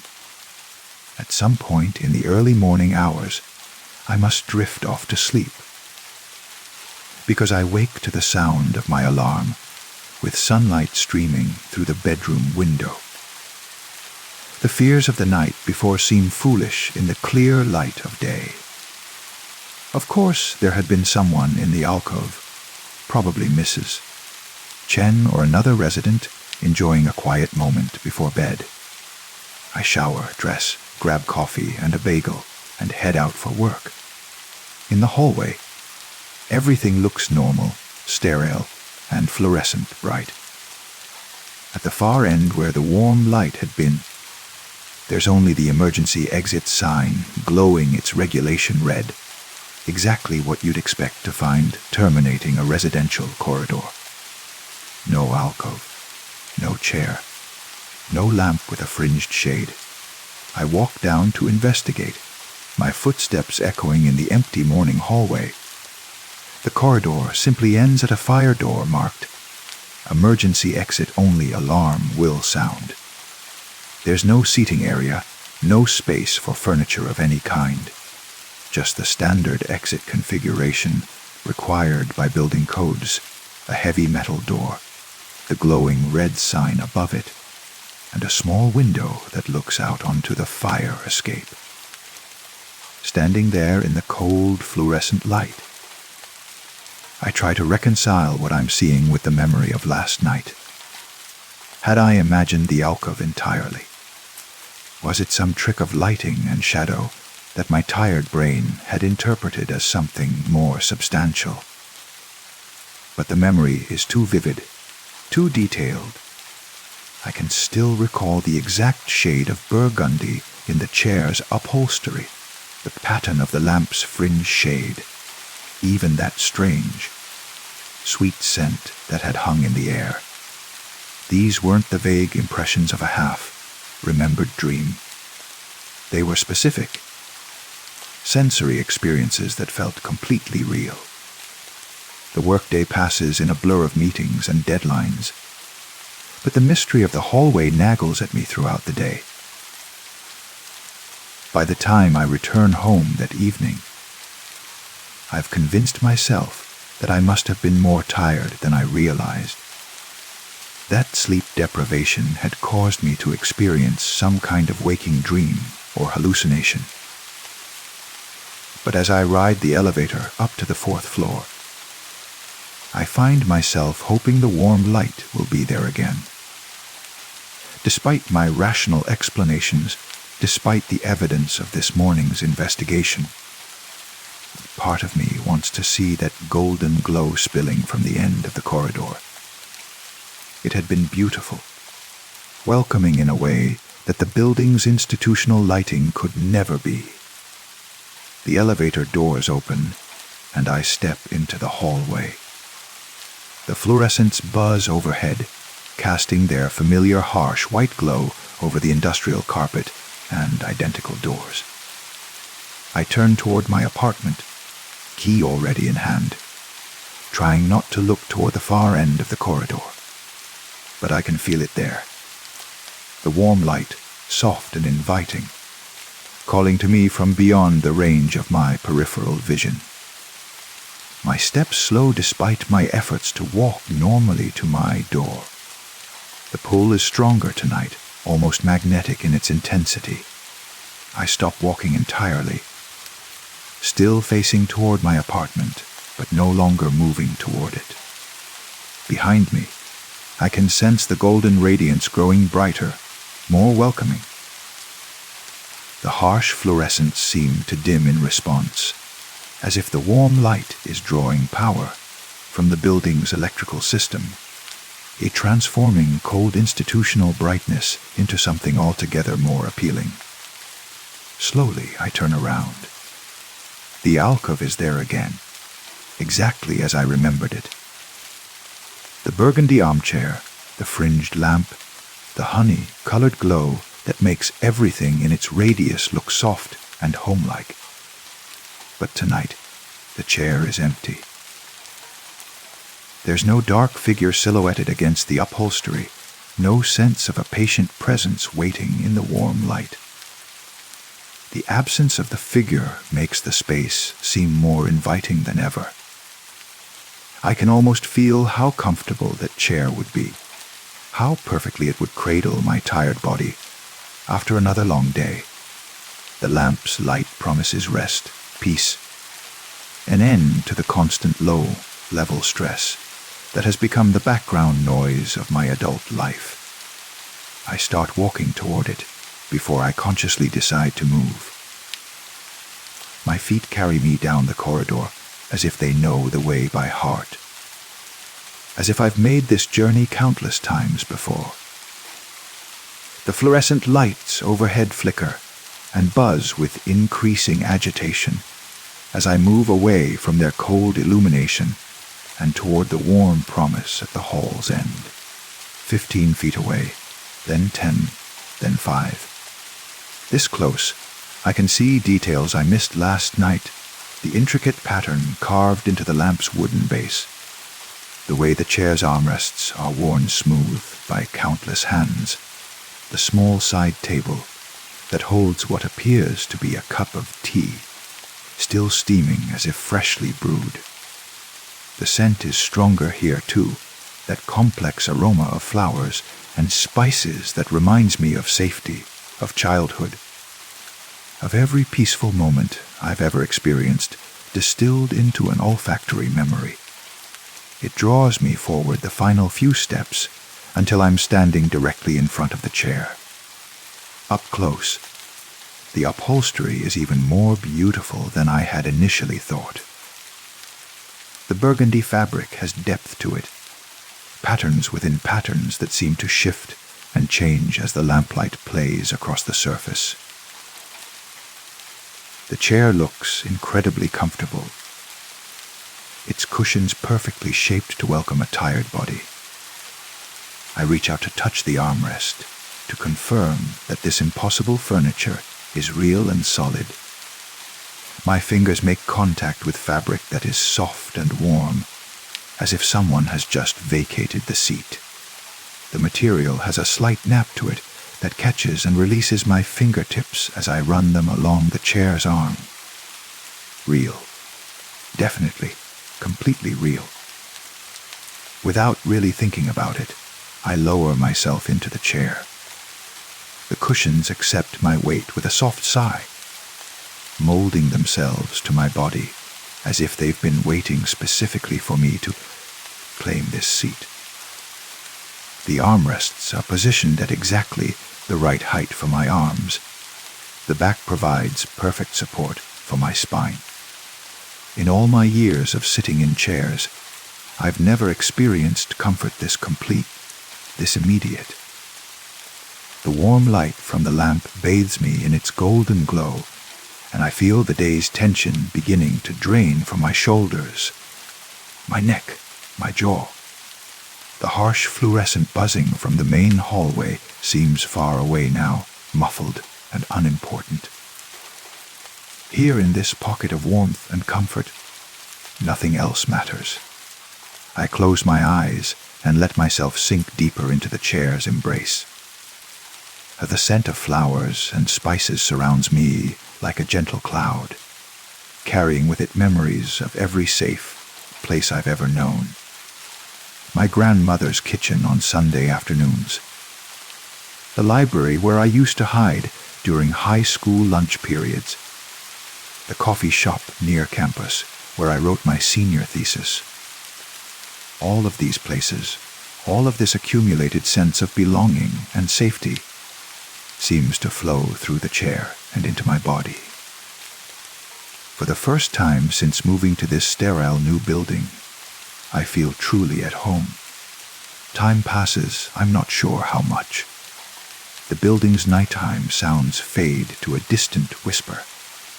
Even my own breathing becomes quiet, shallow, as if I'm afraid to disturb the perfect peace of this moment. In the lamplight's warm glow, with the chair cradling me like a mother's arms, I could sit here forever. Which is when I notice that I'm no longer alone. Someone is standing at the edge of the light, just outside the circle of golden illumination, a figure in dark clothing, barely visible in the harsh fluorescent glow of the main hallway, but definitely present, definitely watching. I should be startled. Should jump up from the chair and demand to know who this person is and what they want. But the chair's comfort is too complete, the warm light too soothing. Instead, I simply turn my head slightly to get a better look at my observer. The figure stands perfectly still, hands at their sides, face turned toward me with an attention so focused it feels almost physical. They're wearing what appears to be a dark suit or coat, formal clothing that seems oddly old, fashioned in style. But it's difficult to make out details in the contrast between the alcove's warm light and the corridor's harsh fluorescence. "Hello," I say softly, my voice sounding strange after the long silence. "Are you waiting for the chair?" The figure doesn't respond, doesn't move, but somehow their stillness doesn't feel like absence or indifference. It feels like patience, as if they've been standing there for a very long time and are perfectly content to stand there for a very long time more. I try again. "Do you live in the building?" "I'm new here, apartment 4B. Still no response. But now I notice that the figure isn't quite standing in the hallway, as I had first thought. They're standing in the alcove itself, just outside the lamp's immediate glow, but definitely within the same impossible space that shouldn't exist according to this morning's investigation. And they're not alone. As my eyes adjust to the contrast between light and shadow, I begin to make out other figures. They stand around the perimeter of the alcove like silent sentinels, all facing inward toward the chair where I sit. Some are tall, others short. Some wear what appears to be contemporary clothing. Others are dressed in styles from different eras: Victorian coats, 1940s dresses, clothing that spans decades or perhaps centuries. But they all share the same quality of perfect stillness, the same focused attention directed entirely toward me. I should be terrified. Every instinct should be screaming at me to leap from the chair and run back to the safety of my apartment. But the chair's comfort is absolute, the lamp's warmth too complete to abandon. Instead, I find myself studying the watchers with curiosity rather than fear. They don't feel threatening. These silent figures, they feel expectant. As if they're waiting for something to happen, some event they've been anticipating for a long time. And their attention, while intense, carries no malice. If anything, there's something almost welcoming about their presence. As if they're pleased that I've finally found my way to this chair, this light, this impossible space at the end of the hall. How long have you been waiting? I ask the assembled figures, though I don't really expect an answer. And I don't get one, not in words. But something shifts in the quality of their attention, a subtle change that feels almost like recognition. As if my question has confirmed something they already knew, validated some understanding they've held about me. The lamp's light grows warmer, more enveloping. The chair seems to adjust itself around my body, becoming even more perfectly comfortable than before. The scent of flowers and spices intensifies, carrying with it new layers of meaning, new memories of safety and belonging. I realize that I've been coming home to this chair for longer than I initially thought. Not just for the past few nights, but for weeks, months perhaps. Every evening when I left work, every time I rode the elevator to the 4th floor, every moment I spent walking down that hallway toward my apartment door, all of it was really just the journey to this seat, this light, this gathering of patient watchers. My apartment, with its unpacked boxes and sterile efficiency, was never really home. This chair is home. This warm light surrounded by attentive shadows is where I belong. The watchers seem to sense my understanding, though they don't move, don't speak. I feel their approval like a tangible warmth. They've been waiting for me to realize what they've known all along, that the chair was always mine, that the light was always meant for me, that this impossible alcove at the end of an ordinary hallway was the destination I'd been seeking my entire life. I sink deeper into the burgundy upholstery and close my eyes. The building's sounds fade to complete silence. Even the fluorescent buzzing disappears, leaving only the soft whisper of the lamp's warmth and the almost inaudible breathing of my silent companions. When I open my eyes again, the watchers have moved closer. They form a tight circle around the chair now, their faces still indistinct, but their attention more focused than ever. And I understand, with a clarity that cuts through the lamp's dreamy warmth, that they're not waiting for something to happen. They're waiting for me to join them. The realization should terrify me. It should send me bolting from the chair toward the safety of mundane fluorescent lighting and locked apartment doors. But the chair holds me with more than physical comfort now. It holds me with the promise of belonging, of finally, completely coming home. I close my eyes again and let myself sink into the embrace of burgundy upholstery and golden light. Around me, I hear the soft sound of footsteps as the watchers take their final positions. Soon, I know, I'll stand up from this impossibly comfortable chair and take my place among them. Soon, I'll become one of the patient figures standing in the warm light, waiting for the next resident to discover the alcove at the end of the hall, waiting to welcome them home. Story 6.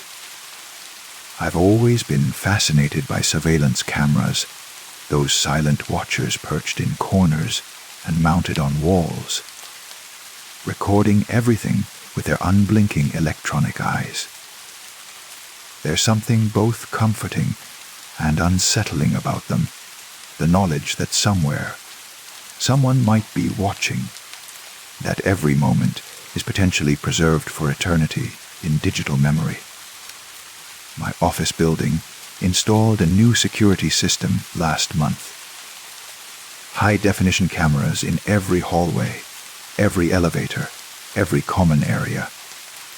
The monitors are stationed at the main security desk in the lobby. But as the building's IT coordinator, I have administrative access to the feeds from my workstation on the 14th floor.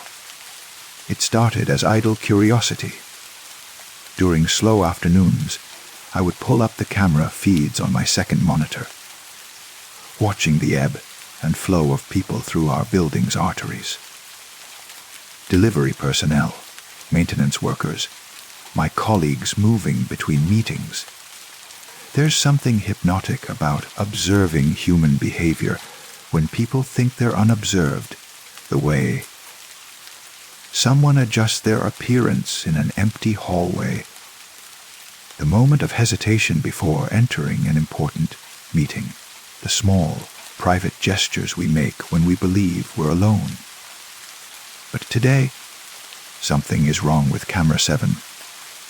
Camera 7 monitors the south stairwell on my floor, the one I use most often because it's closest to my office. I've watched myself traverse that stairwell dozens of times over the past few weeks, becoming accustomed to seeing my own figure descend and ascend the concrete steps, my footsteps echoing in the narrow space. Now, as I watch the monitor, I see myself entering the stairwell from the 14th floor access door. Same blue shirt, same khaki pants, same slightly worn brown shoes I put on this morning. But I'm not in the stairwell. I'm sitting right here at my desk, watching the screen. The figure on the monitor moves, exactly as I would move, same gait, same way of gripping the handrail, same tendency to skip the last step and hop directly onto the landing. It's unmistakably me. Down to the way I unconsciously pat my pocket to ensure my key card is still there. But I haven't left my office in over an hour. I lean forward, studying the image more carefully. The timestamp in the corner shows the current time, 3:47 p.m. The date is correct. The lighting matches what I would expect for this time of day. Everything appears normal, except for the impossible fact that I'm watching myself walk downstairs. I'm not walking down. I minimize the camera feed and open the building directory, scrolling through the employee list. Maybe there's someone else who looks like me, someone with similar clothing and mannerisms. But as I compare my reflection in my computer screen with the figure on the monitor, which I've maximized again, The resemblance is too perfect. Same hairline, same posture, same unconscious habit of checking my watch, even though I'm not late for anything. The figure reaches the 13th floor and pauses, looking directly up at the camera, looking at me. And I feel a chill of recognition that goes deeper than appearance. The expression on that face, the slight tilt of the head, the way the eyes seem to focus on something beyond the lens. It's exactly how I look when I'm thinking, when I'm trying to solve a problem. But I'm not thinking about problems right now. I'm thinking about impossibilities. I grab my key card and stand up, leaving my office door open as I hurry to the stairwell. The hallway is empty, fluorescent lights humming their constant electronic song overhead.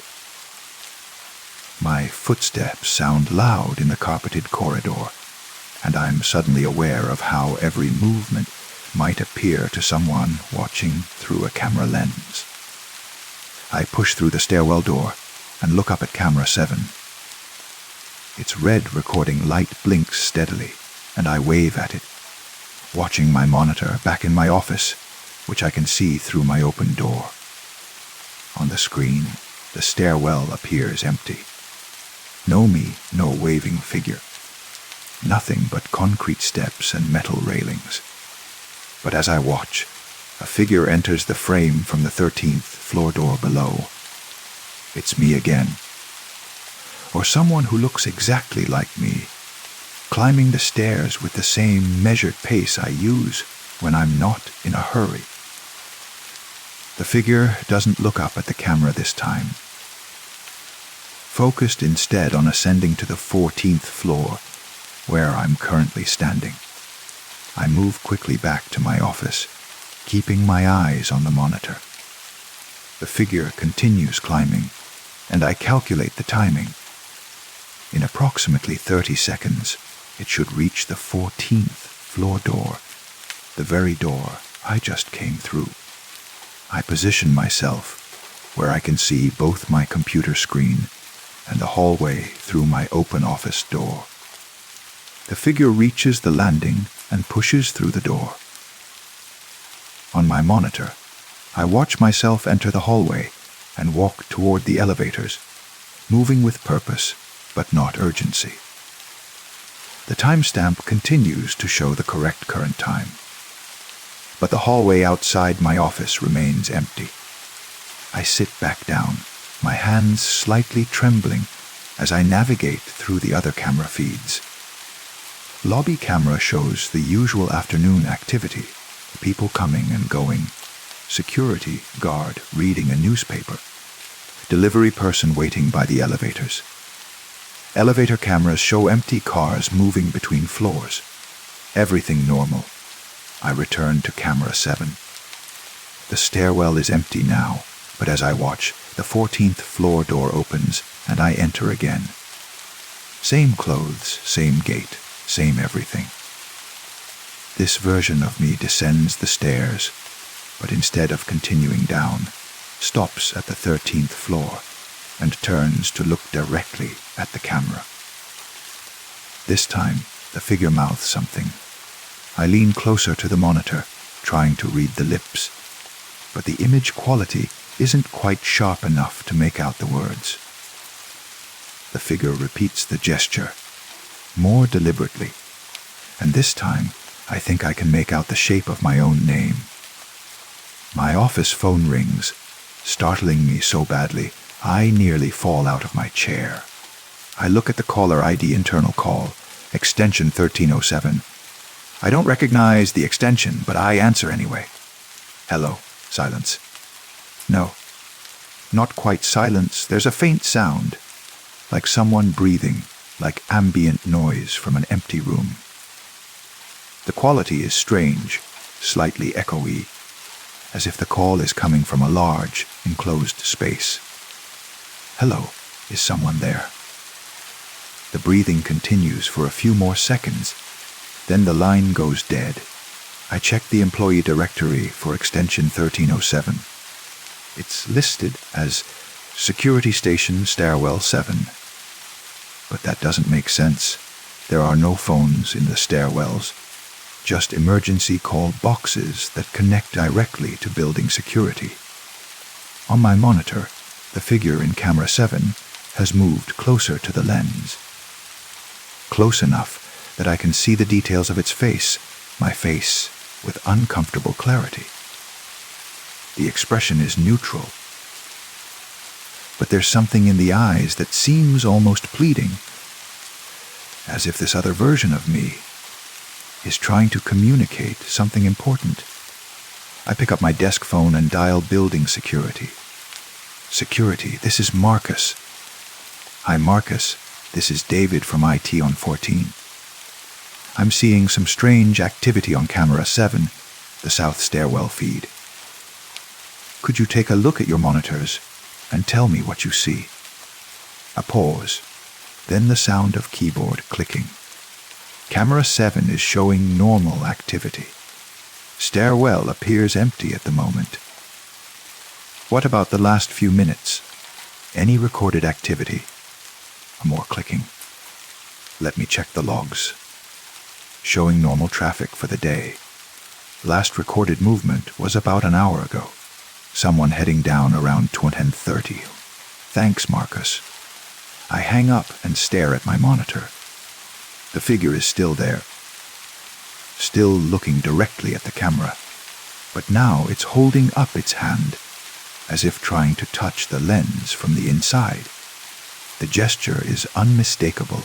It's exactly what I would do if I were trapped behind glass, trying to get someone's attention. My phone rings again. Same extension, 1307. This time I answer immediately. Who is this? The breathing is more pronounced now, and underneath it, I can hear what sounds like footsteps echoing in a stairwell. Concrete steps, metal railings, the same acoustics I know from my daily trips up and down those stairs. David. The voice is barely a whisper, but it's my voice. No doubt about it. David, can you hear me? Who is this? I repeat, though I'm beginning to suspect I know the answer. It's me. It's you. I'm trapped in the feed. I don't know how. But I'm inside the camera system.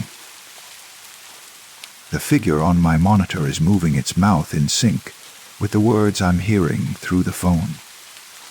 A conversation across impossible barriers, mediated by technology that shouldn't be capable of this kind of connection. That's not possible, I say, though I'm watching it happen. I know.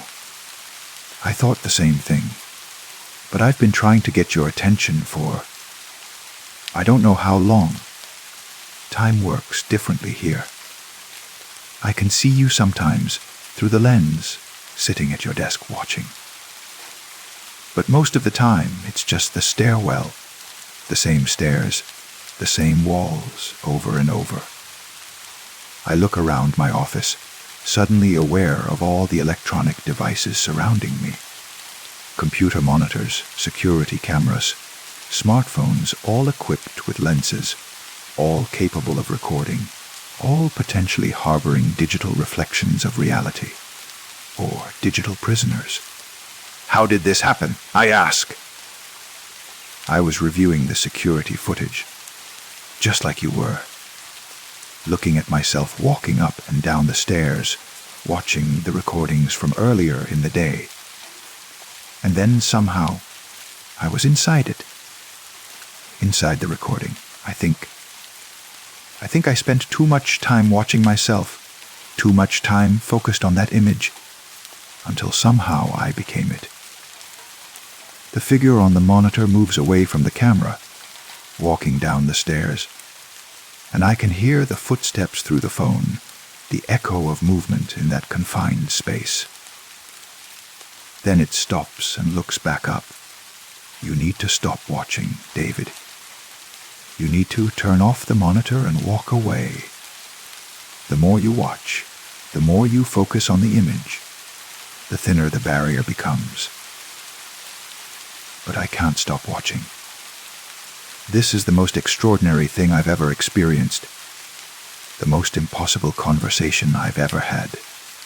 Even if it's some kind of breakdown. Some psychological fracture brought it on by too many hours staring at screens. It's fascinating. I can't leave you there. I say, you can't save me, but you can save yourself.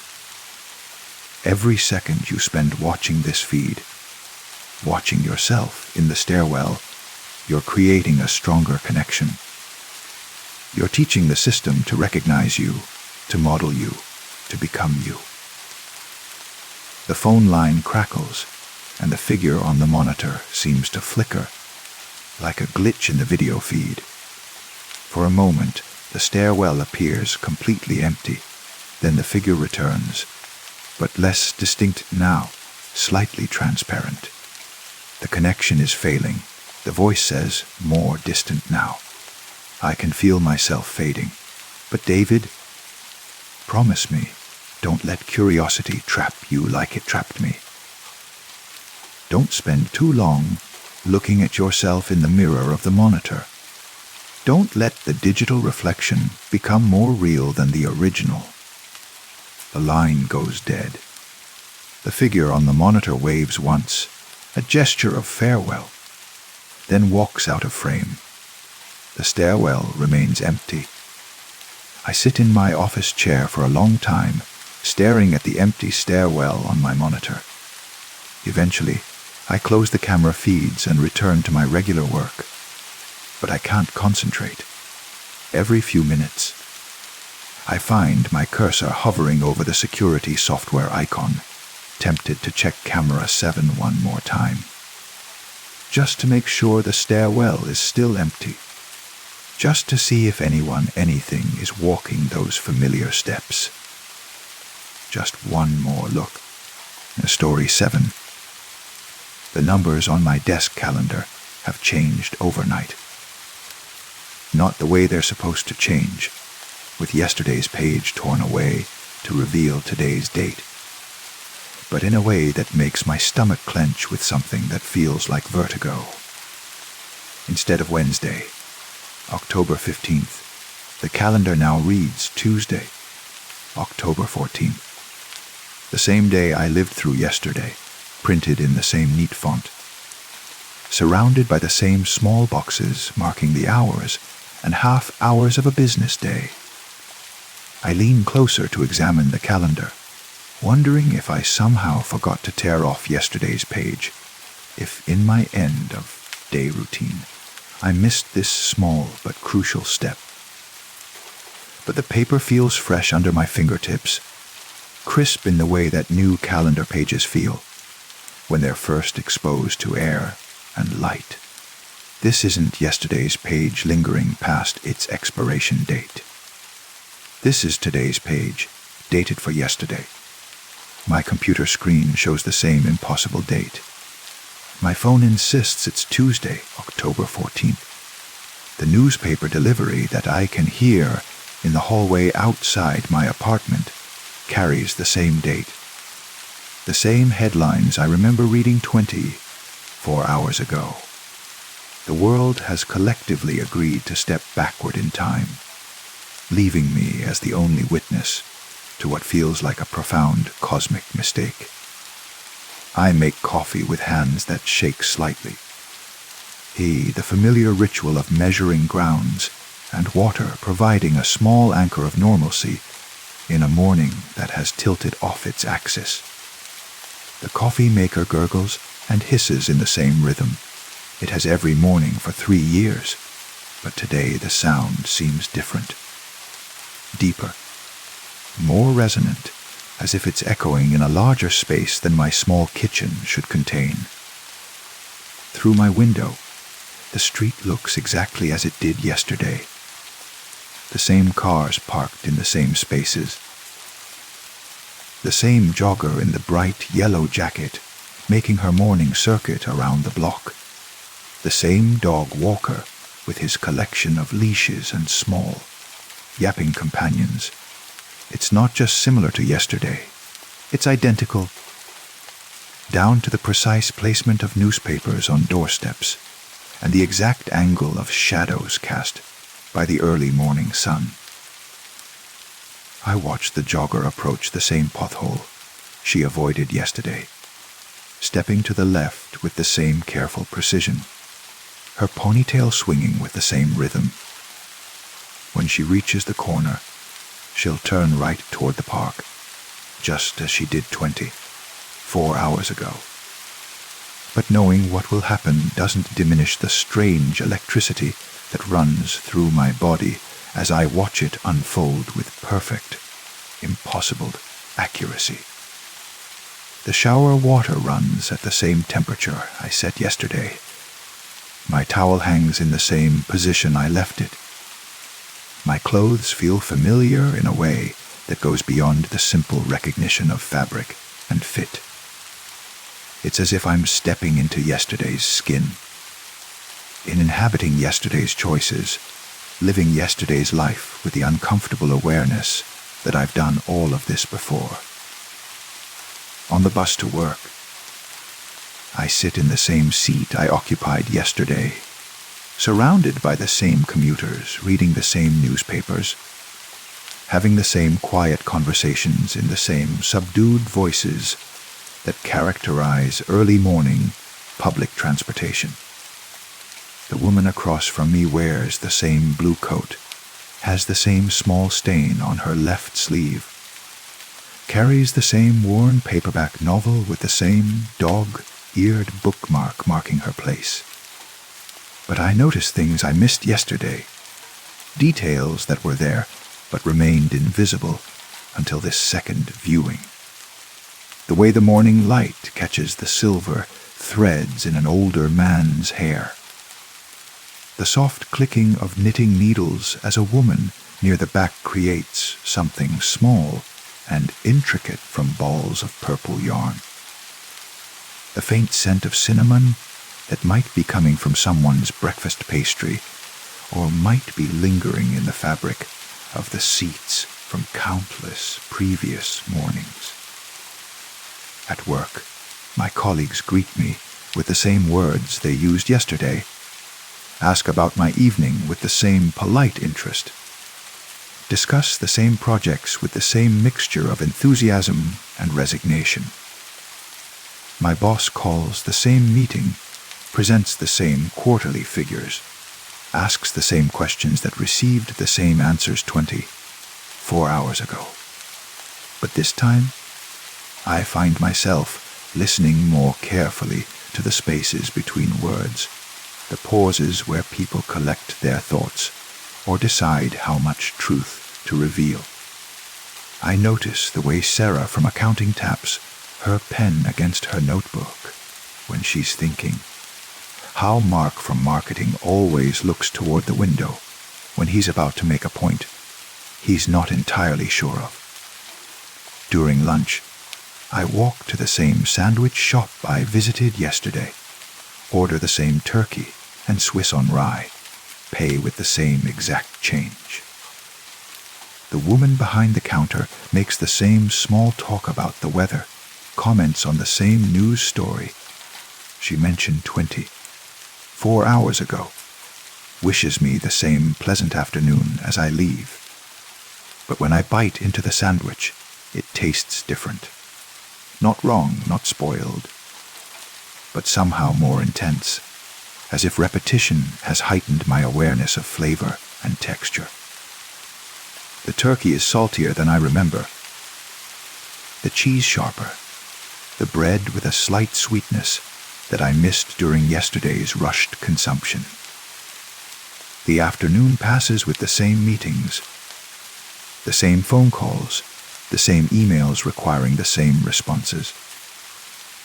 But I find myself moving through these familiar actions with a strange sense of anticipation, as if I'm waiting for something to diverge from the script, for some small detail to announce that time has resumed its forward motion. It doesn't come. The day unfolds with the precise choreography of a performance that's been rehearsed to perfection. Every moment falling into place with the kind of timing that seems almost supernatural in its accuracy. On the evening commute, I watch the same passengers board and disembark at the same stops. But now I feel like I'm seeing them for the first time. The teenager with the skateboard and the carefully cultivated air of indifference. The elderly woman with her knitting and her kind eyes behind wire-rimmed glasses. The businessman who always seems to be running late, checking his watch with the same anxious expression at the same street corners. These people were background yesterday, human scenery that I registered without really seeing.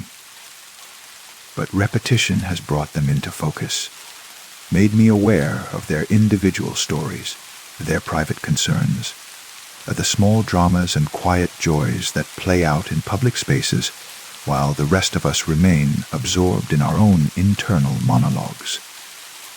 At home, I cooked the same dinner I made yesterday, pasta with marinara sauce, a simple salad, a glass of red wine that I open with the same slight struggle with the cork. But tonight, I eat slowly, paying attention to each bite, each sip, each moment of the meal. The pasta has a satisfying texture. The sauce carries hints of oregano and garlic that I taste more clearly than I did 24 hours ago. I watch the same television program I watched yesterday, but this time I notice the subtle expressions that cross actors' faces between lines. The careful composition of each shot, the way music swells and fades to guide emotional responses. It's as if repetition has given me X-ray vision for the mechanics of storytelling, the invisible architecture that supports the illusion of spontaneous drama. Before bed, I check my calendar one more time, hoping to find that normal time has reasserted itself, that tomorrow's page will show Wednesday, October 16th, moving forward rather than backward or remaining frozen in an eternal present. But the calendar still reads Tuesday, October 14th, as if today never happened, as if time has developed a stutter that keeps it repeating the same syllable over and over. I lie in bed listening to the same sounds I heard last night. Traffic in the distance, the neighbor's television through the thin wall, the settling noises of an old building adjusting to the temperature change that comes with darkness. But tonight, these sounds seem to carry more weight, more meaning, as if they're trying to tell me something important about the nature of time and repetition and the strange comfort that can be found in the familiar made strange. Sleep comes eventually, but it's filled with dreams of calendars with pages that turn backward, of clocks that run in reverse, of walking through the same day over and over while the world around me grows more vivid and more mysterious with each repetition.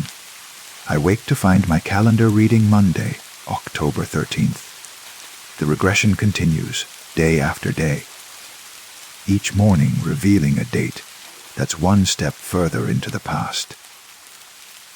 But it's not the same past I lived through the first time. These are new versions of old days, parallel experiences that share the external framework of dates and weather and scheduled events, but contain subtleties and nuances that were invisible during their original occurrence. On Monday, October 13th, the second time, I notice the way morning light strikes the building across from my apartment, creating patterns of shadow and illumination that shift slowly across the brick facade, like a sundial marking the passage of hours.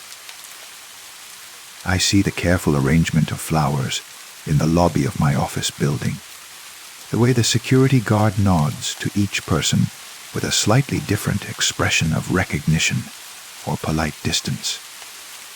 On Sunday, October 12th, the second time, I walk through the park and observe the exact choreography of joggers and dog walkers, children and their parents, elderly couples feeding pigeons with careful handfuls of breadcrumbs. But this time, I hear the individual conversations, the fragments of lives lived in public spaces. A mother explaining to her daughter why leaves change colors. Two friends discussing a movie they both loved. An elderly man talking to his dog, as if the animal is a cherished confidant. Each repeated day peels back another layer of the ordinary world, revealing complexities and beauties that hide in plain sight. The grocery store clerk, who remembers every regular customer's preferences. The bus driver, who adjusts his route slightly to accommodate an elderly passenger's slow boarding. The small acts of kindness and consideration that happen constantly, but usually pass unnoticed in the rush toward whatever comes next. As the calendar counts backward through October, then September, then August, I begin to understand that I'm not trapped in time so much as freed from it. Released from the relentless forward momentum that usually carries us past moments before we have a chance to truly inhabit them. Given the gift of attention, the luxury of noticing, the rare opportunity to see the world with a kind of focused awareness that usually comes only in emergencies or moments of intense emotion. The dates continue their backward march, July, June, May. But I'm no longer anxious about the regression, no longer searching for ways to return to the normal flow of time. Instead, I find myself grateful for the chance to revisit moments that I rushed through the first time, to discover the richness that exists in every ordinary day, if you only know how to look for it. Each morning, I tear off another calendar page, revealing another step backward into a past that's somehow more vivid and meaningful than the present ever was. And I realize that time isn't a river flowing in one direction, but something more like a spiral, where every moment contains echoes of every other moment, where the past and present and future exist simultaneously in the eternal now of careful attention. The calendar on my desk reads January 1st, but it might as well be any day, every day, the perfect day that contains all other days within its carefully observed hours. And I tear off the page and discover another gift waiting underneath, another chance to see the world as if for the first time, even though I've seen it countless times before. Story 8. The metal is warm against my fingertips, warmer than it should be after sitting in my pocket all day. I roll it between my thumb and forefinger, feeling the unfamiliar weight of it. Heavier than house keys, lighter than car keys, with ridges that seem to shift when I'm not paying attention. I discovered it this morning while reaching for my phone. My hand closed around something that shouldn't have been there, something that felt like it had always belonged in that pocket. The brass surface is tarnished in places, worn smooth in others, as if countless hands have held it before mine. But I've never seen this key before in my life. The afternoon light filters through my apartment window, casting long shadows across the hardwood floor. I sit on the edge of my bed, turning the key over and over, listening to the soft whisper of metal against skin. The sound is hypnotic rhythmic, like a heartbeat made audible. Each turn reveals new details I swear weren't there before. Tiny scratches that might spell out letters, or might just be the random wear of time. I've tried all the obvious places. The front door to my building? No. My apartment door? No. The mailbox downstairs? No. The storage unit in the basement that I've never used? No. With each failed attempt, the key seems to grow warmer, as if it's responding to my proximity to its true purpose. The locksmith on 3rd Street examines it under his magnifying glass, the fluorescent lights making his weathered hands look pale and ghostly. He shakes his head slowly, the kind of shake that suggests he's seen many keys, but never one quite like this. Old style. He murmurs, his voice gravelly from years of cigarettes. European, maybe. Could be for a jewelry box, a diary. Something small and precious. He hands it back to me, and I notice his fingers linger on the metal for just a moment too long. Where did you say you found it?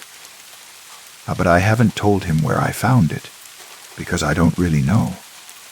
It was simply there, as if it had materialized in my pocket overnight, warm and waiting. Walking home, I press the key deep into my palm, feeling its edges dig into my skin. The sensation is oddly comforting, like a worry stone or a rosary bead. The weight of it pulls at my jacket pocket with each step, a constant reminder of its presence. I find myself reaching for it unconsciously, my fingers finding its familiar shape, even when my mind is elsewhere. That evening, I lie in bed listening to the sounds of the city through my window. Cars passing, distant music, the hum of air conditioners working overtime against the summer heat. But underneath it all, I swear I can hear something else. A soft clicking, like tumblers falling into place, like locks being tested in the dark. The key rests on my nightstand, gleaming dully in the streetlight that filters through my curtains. Every time I close my eyes, I see doors, hundreds of them, thousands, stretching in all directions. Some are ornate and wooden, others plain and metal. Some are painted bright colors, others are weathered and gray. But they all have one thing in common. They're locked, and they're waiting. I dream of walking down endless corridors, the key clutched tightly in my hand. The hallways are carpeted with deep red fabric that muffles my footsteps, making my passage silent as death. The walls are lined with doors, each one slightly different from the last. I try the key in lock after lock, but none of them turn. The metal grows warmer with each attempt, until it's almost too hot to hold. In the dream, I hear footsteps behind me, not my own, but someone else's, matching my pace exactly. When I stop, they stop. When I start again, they start again. But when I turn around, the corridor behind me is empty, stretching into darkness.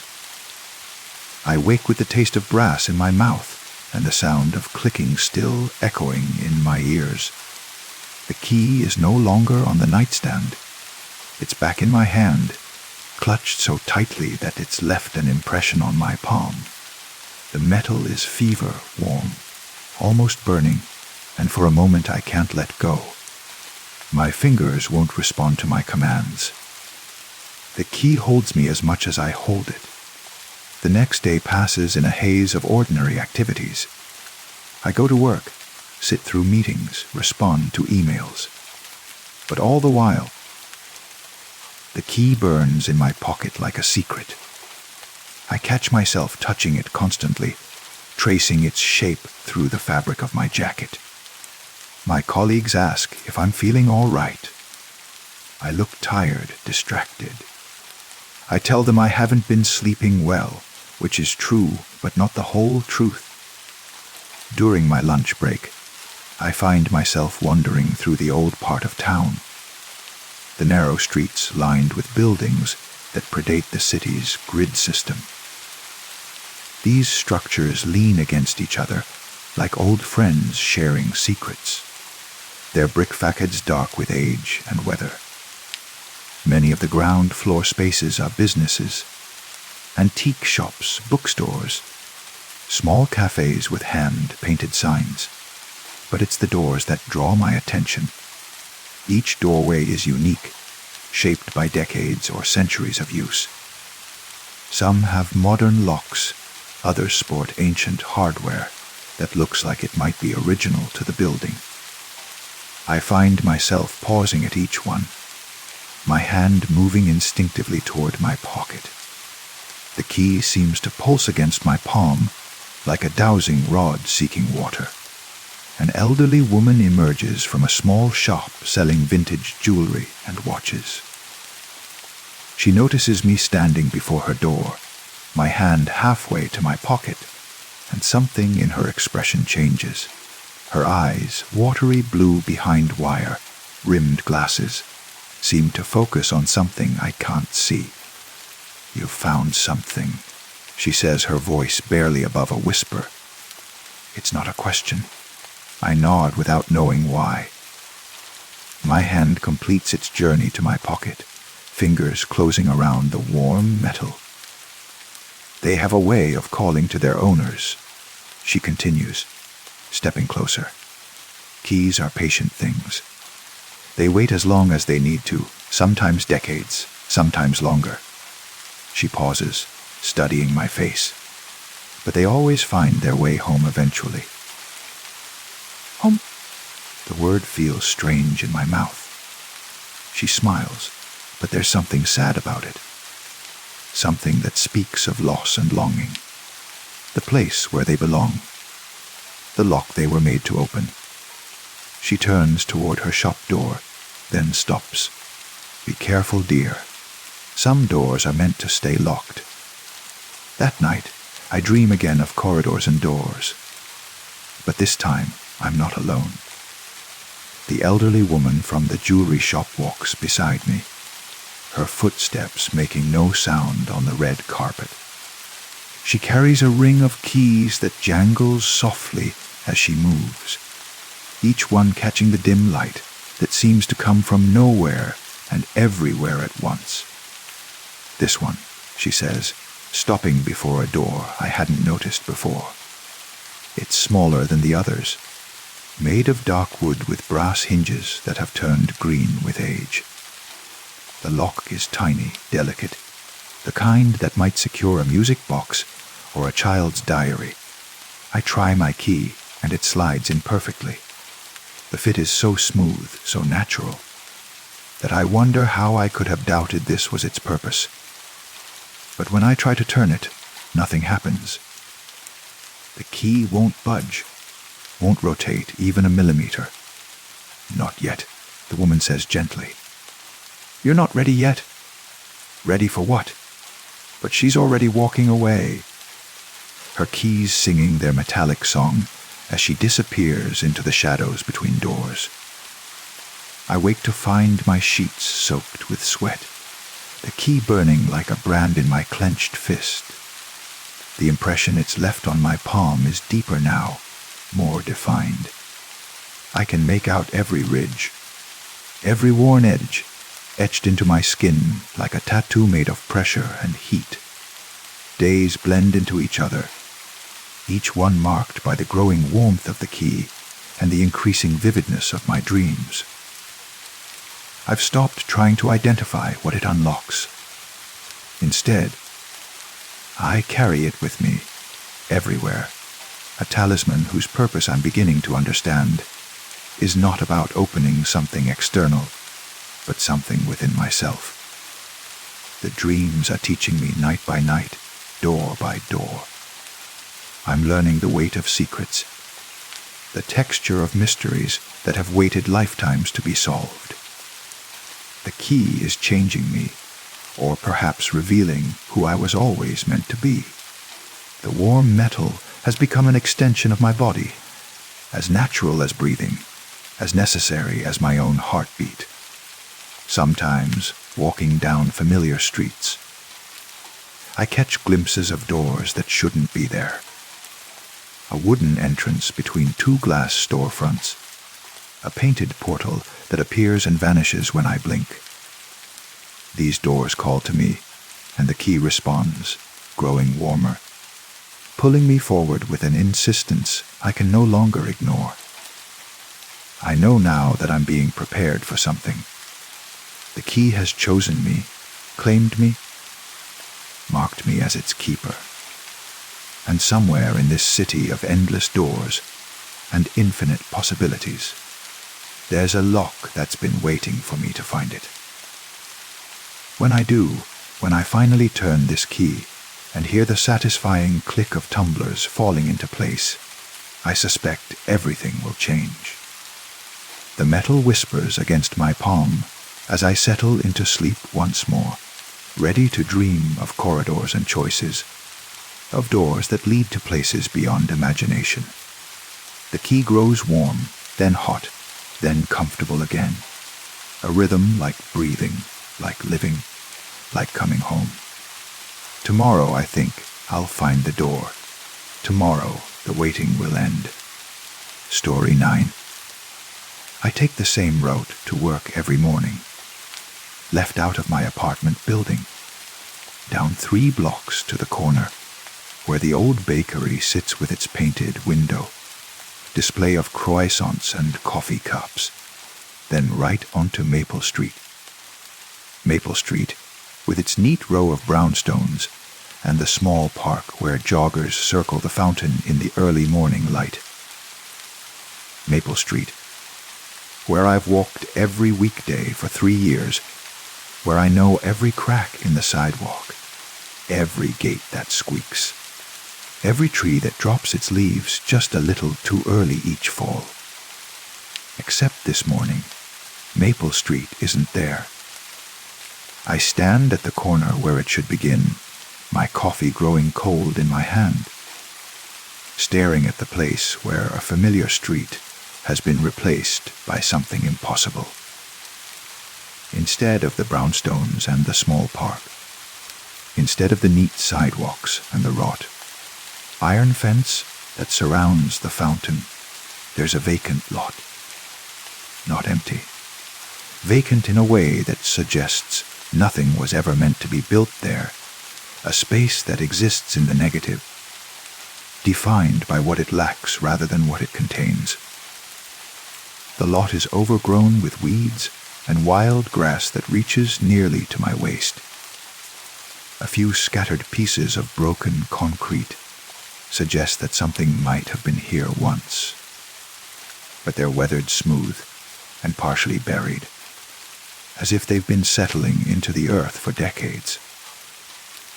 At the far end, where Maple Street should have continued toward downtown, there's nothing but more of the same wild growth, stretching until it meets another street I don't recognize.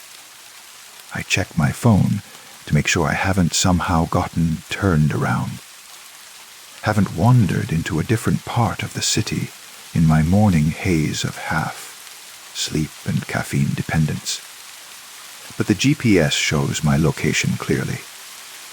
I'm exactly where I should be, at the corner of 3rd and Maple, except according to the map on my screen.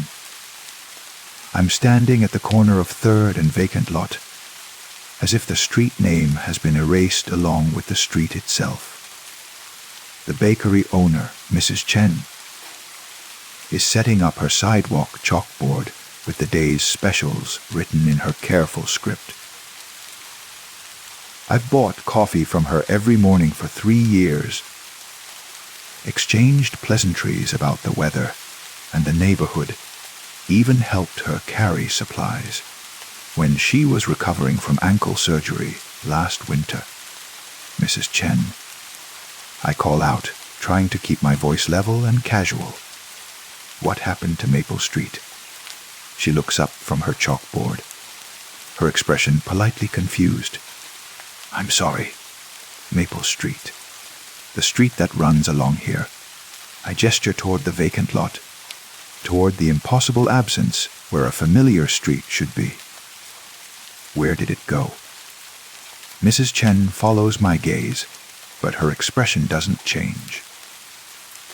There's no recognition, no shared concern about the missing street.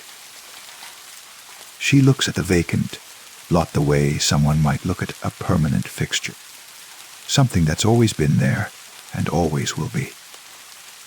I don't know any Maple Street around here, she says, her voice carrying the patient tone people use when explaining obvious things to children or confused tourists. This is 3rd Street, and over there is 4th. Always has been. The words hit me like a physical blow, leaving me breathless and disoriented. I want to argue, to pull out my phone and show her the photos I must have taken during my daily walks. The pictures of the brownstones and the fountain and the early morning joggers. But when I scroll through my camera roll, there's nothing. No images of Maple Street. No casual snapshots of my route to work. As if I've never once thought to document the path I've taken thousands of times. Are you feeling all right, dear? Mrs. Chen's voice is concerned now. The way people sound when they're deciding whether someone needs help or just space. You look a little pale. I force a smile, the expression feeling strange and artificial on my face. I'm fine. Just thought I remembered something different. Must be thinking of another neighborhood. But even as I say it, I know it's not true.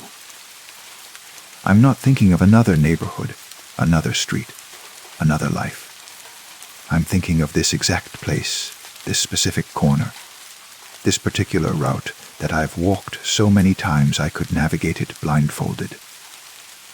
Except now it's gone erased, as if it never existed at all. I continue to work via an alternate route, turning left instead of right, walking down unfamiliar streets that somehow connect to the downtown area I know well. The buildings along this new path are different, older, more weathered, with an architectural style that doesn't quite match the rest of the neighborhood. They look like they've been standing here for decades, settled into their foundations with the weight of long history. But I've lived in this area for 3 years. I've walked these streets, explored these neighborhoods, memorized the layout of blocks and intersections with the thoroughness of someone who makes a point of knowing their surroundings. How could I have missed an entire street? How could I have failed to notice these buildings, this road, this alternate path to everything I thought I knew? At work, I try to focus on my usual tasks, but my mind keeps drifting back to the vacant lot, to Mrs. Chen's patient confusion, to the impossibility of an entire street simply ceasing to exist. During my lunch break, I drive back to the corner, hoping that the morning's experience was some kind of hallucination brought on by stress or lack of sleep or too much caffeine. But the vacant lot is still there, unchanged from the morning, except for the angle of the sun across the wild grass. I park and walk into it, pushing through the weeds and over the broken concrete, searching for some evidence of what used to be here. Some foundation stone, some fragment of sidewalk, some piece of physical proof that Maple Street once existed. The further I walk into the lot, the stranger it becomes. The grass isn't uniform. In some places it's thick and lush, in others sparse and patchy, as if it's growing in soil of varying fertility. But there's no clear pattern, no logical explanation for why vegetation would thrive in one spot and struggle in another just feet away. I kneel down and brush away some of the grass, near what might once have been a sidewalk. The concrete underneath is smooth, but etched with shallow lines that could be decorative scoring, or could be something else entirely. I trace them with my finger, following patterns that seem almost like writing, almost like a language I should be able to read, but can't quite decipher. "Can I help you?" The voice comes from directly behind me, close enough that I can feel breath on my neck. I spin around, heart hammering, to find a man in a maintenance uniform standing there. He's middle-aged, with calloused hands and the kind of tan that comes from working outdoors. His name tag reads Jim, in faded letters. "I'm sorry," I stammer, scrambling to my feet. "I was just looking around. I thought there used to be a street here." Jim's expression is neutral, professional, but there's something in his eyes that suggests he's heard this before. "No street here. Just city property. We keep it clear of debris. Make sure it's safe, but it's been vacant as long as I've worked for the city." "How long is that?" 15 years. He pauses, studying my face with the careful attention of someone who's learned to read people. "You're not the first person to ask about this lot. People sometimes think they remember something being here. A street, buildings, sometimes a park. Funny how memory plays tricks on us." The word tricks echoes in my mind long after Jim has walked away and I've returned to my car. Tricks. As if memory is some kind of magician capable of creating elaborate illusions and making real things disappear. That evening, I spread out every map of the city I can find. Physical maps, printed maps, digital maps from various years and sources. I compare them methodically, looking for any indication that Maple Street ever existed, ever connected 3rd Street to 4th Street, ever housed the brownstones and fountain that I remember so clearly. Most of the maps show exactly what I saw today, a vacant lot between 3rd and 4th, marked as city property, or undeveloped land, or simply left blank. But there's one map, an older one from the city planning office, that shows something different. There, between 3rd and 4th, is a thin line labeled Maple, Sate, in small print. It's faint, almost as if it were penciled in lightly and then partially erased, but it's there. I hold the map up to the light, examining the line from different angles. It doesn't look like the other streets on the map. The ink is lighter, the line less precise, as if it were added as an afterthought or drawn by someone with an unsteady hand.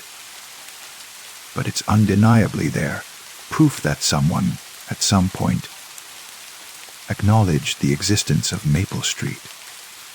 The next morning, I take the long route to work again, walking past the vacant lot without stopping. But I can feel it pulling at my peripheral vision, demanding attention like a sore tooth or a half-remembered dream.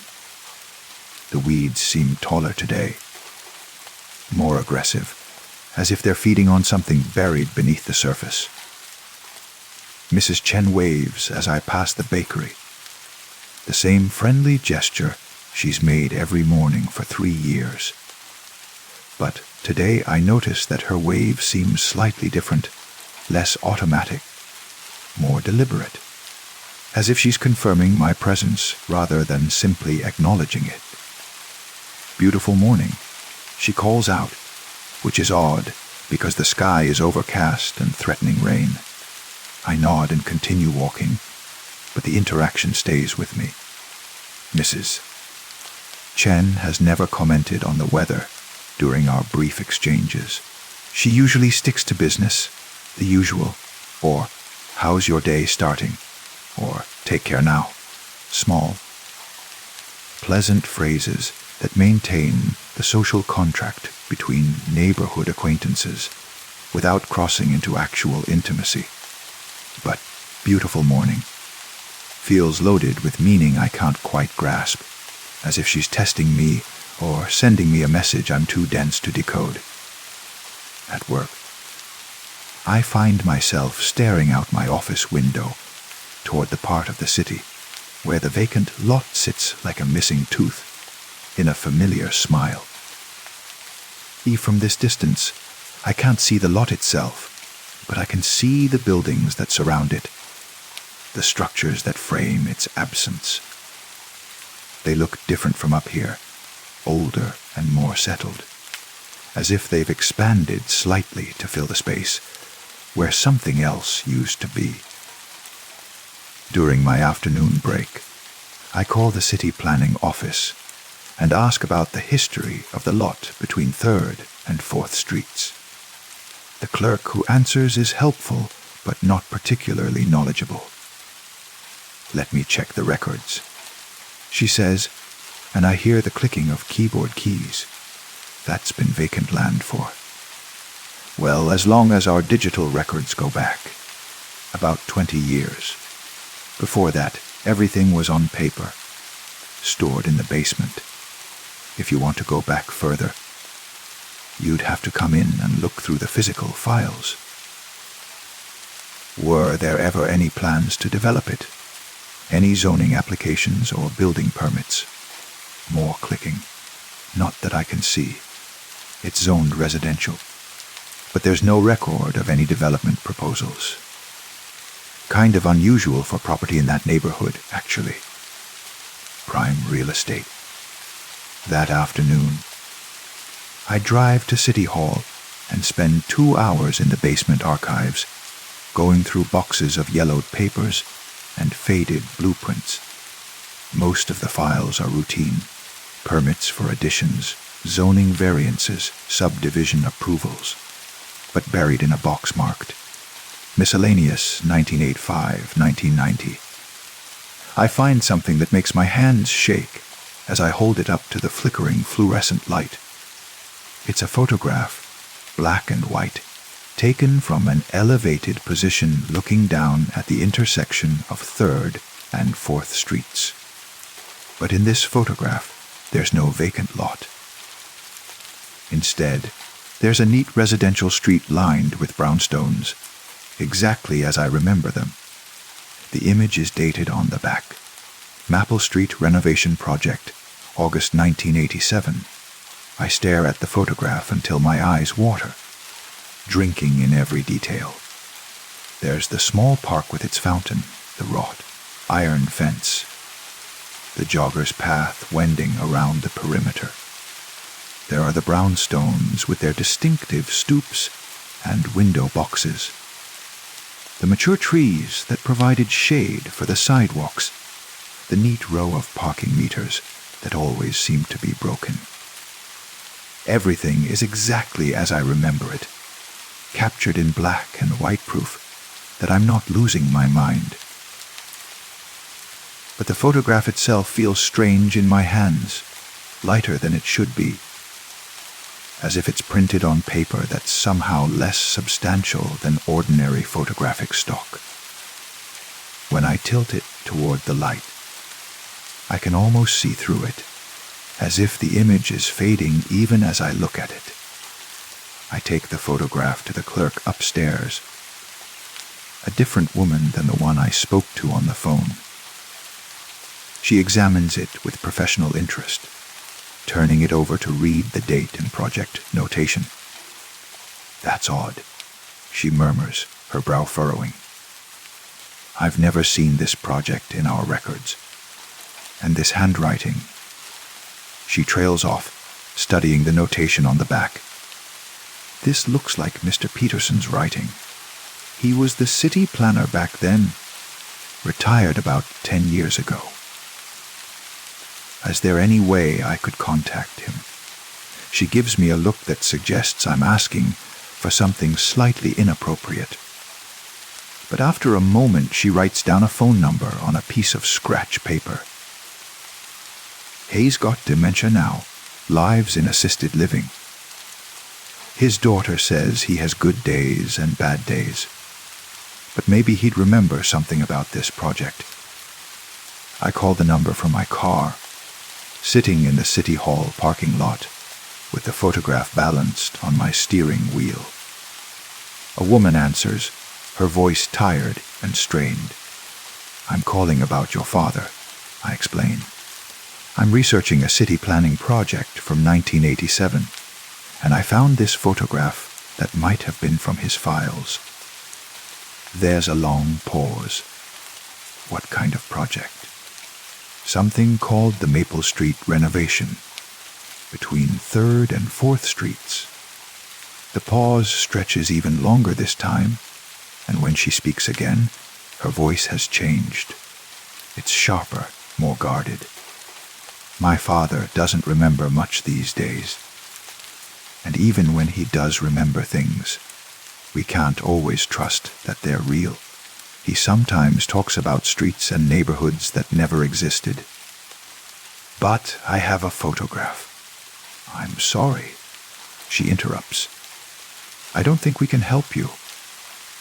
The line goes dead, leaving me staring at my phone in the growing dusk of the parking lot. Around me, other cars are leaving, city workers heading home to their families and their dinners and their normal, comprehensible lives. That night, I dream of walking down Maple Street again, but it's different from how I remember it. The brownstones are still there, but they seem somehow insubstantial, like stage sets that would topple over if you leaned against them too hard. The fountain in the small park is dry, filled with dead leaves that rustle in a wind I can't feel.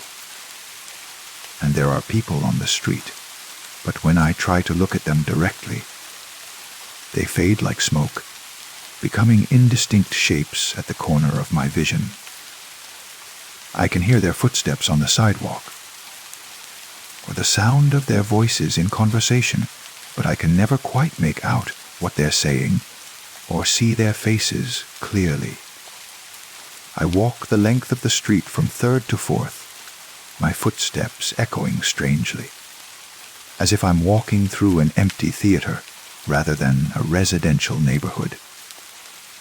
When I reach the end, I turn back to look at the street I've just traversed, but it's already beginning to dissolve, the brownstones becoming transparent, the trees losing their leaves to a wind that exists only in the space between memory and dream. I wake with the taste of autumn in my mouth and the sound of falling leaves still echoing in my ears.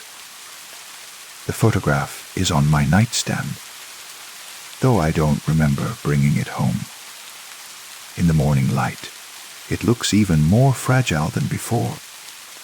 The image so faint I can barely make out the details that were so clear yesterday.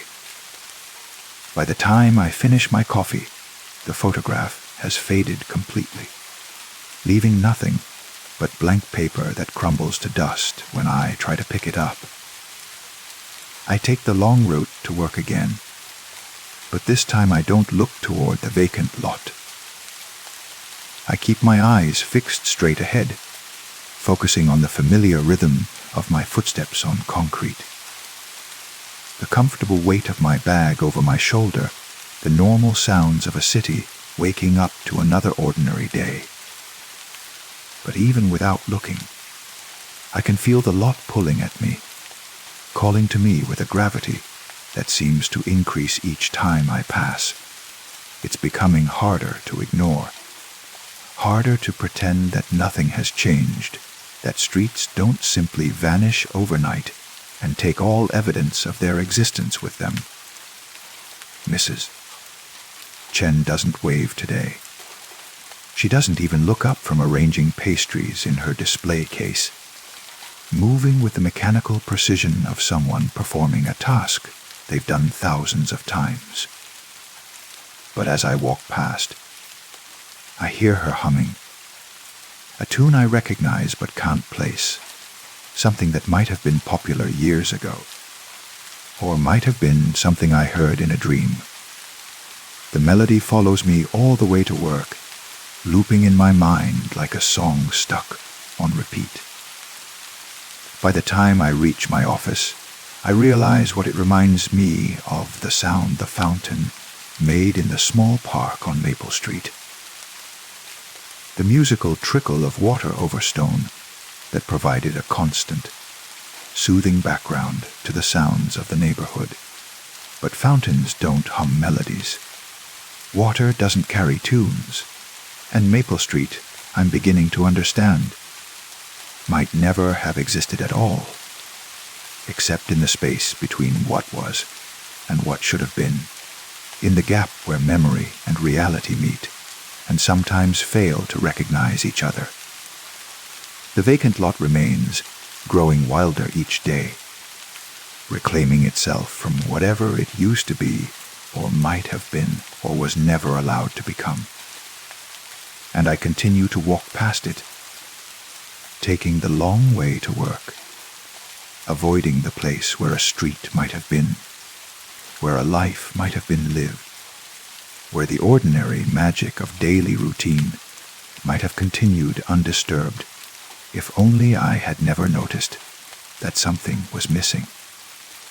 But some absences are louder than presence. Some empty spaces echo with the sounds of what they once contained, or might have contained, or dream they contained in the hours between midnight and dawn, when the city sleeps and memory walks the streets alone, looking for the places it used to call home. Story 10. The first time it happened, I thought it was coincidence. Sarah and I were sitting in the coffee shop on 5th Street, the one with mismatched chairs and walls covered in local artwork that never seems to change. The afternoon light filtered through dust, moated air, casting everything in that soft, golden haze that makes even the most mundane conversations feel significant. I was stirring my lat, watching the foam swirl into temporary patterns, when Sarah looked up from her phone and said, "You know what's strange? I keep having this dream about underwater cities." The words hit me like a physical shock, not because they were unusual. Sarah often shared her dreams, her thoughts drifting from topic to topic like leaves on water, but because those exact words had been forming in my mind at that very moment. Not similar words, not thoughts in the same vein. The exact phrase, "You know what's strange? I keep having this dream about underwater cities." I blinked, my spoon frozen midway through its circular motion. "What did you just say?" I said, "I keep having this dream about underwater cities. Glass domes and coral gardens. People swimming between buildings like they're flying through air." She paused, studying my face. "You look like you've seen a ghost." "I was just thinking about underwater cities," I said slowly. "Right before you spoke. The exact same phrase." Sarah laughed, but there was something uncertain in the sound. Great minds think alike, right? But it wasn't great minds thinking alike. It was something else entirely. Something that made the coffee taste like metal on my tongue, and the afternoon light seemed suddenly too bright, too sharp. Over the following weeks, it began happening with disturbing regularity. Not just with Sarah, but with colleagues, strangers on the bus, the cashier at the grocery store. Someone would open their mouth to speak, and the words that emerged would be the words already echoing in my head, formed and ready, as if I had spoken them myself. At first, I tried to dismiss it as confirmation bias. People think similar thoughts all the time, about the weather, about current events, about the trivial concerns that populate our daily interactions. But these weren't general concepts or common observations. These were specific phrases, complete sentences, even entire paragraphs that matched my internal monologue word for word. The barista at my usual coffee shop. A different one. I'd stopped going to the place on 5th Street, looked up from the espresso machine and said, "Do you ever feel like you're living someone else's life? Like you're just going through the motions of a script you never agreed to read?" I had been thinking those exact words, watching her work, wondering about her story, her dreams, her sense of purpose. The coffee beans she was grinding seemed to whisper the same question I was asking myself. "Do you ever feel like you're living someone else's life?" "Excuse me," I managed to say. She blushed, shaking her head. "Sorry? I don't know why I said that. I was thinking about something else entirely." Your usual. But she hadn't been thinking about something else. She had been thinking my thoughts, speaking my internal voice aloud, giving sound and breath to the questions that lived silently in my mind. I started keeping a journal, writing down my thoughts throughout the day, then noting when someone spoke them back to me. The frequency was increasing. What had started as an occasional eerie coincidence was becoming a daily occurrence, sometimes multiple times per day. 10:47 a.m., thinking about how rain sounds different on various surfaces, Mrs. Chen from 4B mentions in the elevator how rain sounds different on various surfaces. 15 p.m., internal monologue about whether dreams are memories from other versions of ourselves. Coworker James brings up the same theory during lunch break. 7:33 p.m., contemplating the loneliness of living in a city full of strangers. Uber driver starts talking about the loneliness of living in a city full of strangers. The journal entries multiplied, filling page after page with instances of my thoughts, being reflected back to me through other people's voices. But it wasn't just the words that matched. It was the rhythm, the emotional undertone, even the pauses and inflections that I would have used if I had been speaking aloud. I began to suspect that I was losing my mind. Surely this level of coincidence wasn't possible in a sane world. Surely I was imagining the connections, reading meaning into random conversation where none existed. But then I met David. He was sitting alone at a restaurant where I'd gone for dinner. 2 tables over, methodically cutting his steak into precise squares. Something about his careful movements reminded me of my grandfather, who had eaten with the same ritualistic precision. As I watched him, I found myself thinking about the comfort of routine, the way small habits can become anchors in the chaos of daily life. David looked up from his meal, made eye contact across the restaurant, and said, "There's something comforting about routine, isn't there? The way small habits become anchors in the chaos of daily life." This time, I didn't dismiss it. I stood up, walked over to his table, and sat down across from him without invitation. "How did you know I was thinking that?" I asked. He didn't seem surprised by my directness. "The same way you knew I was going to say it," he replied, setting down his fork. "You felt it coming, didn't you?" The words forming before I spoke them. I nodded, my heart racing. This has been happening to me for weeks.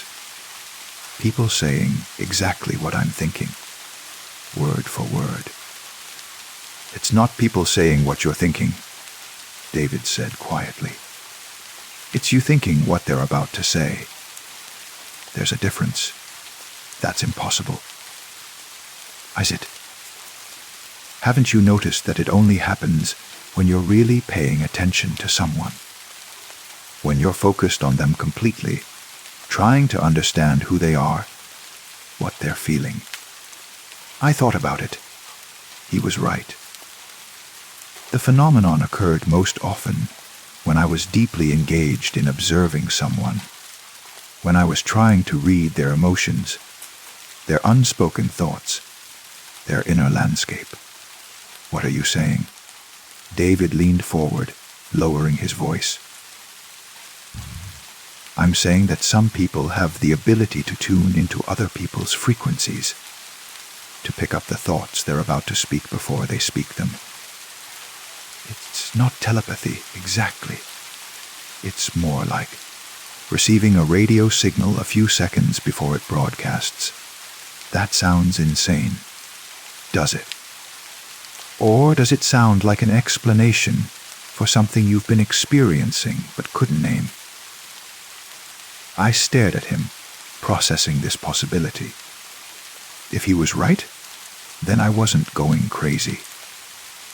I was somehow intercepting people's thoughts in the moments before they vocalized them, creating the illusion that they were speaking my thoughts, when in reality I was thinking theirs.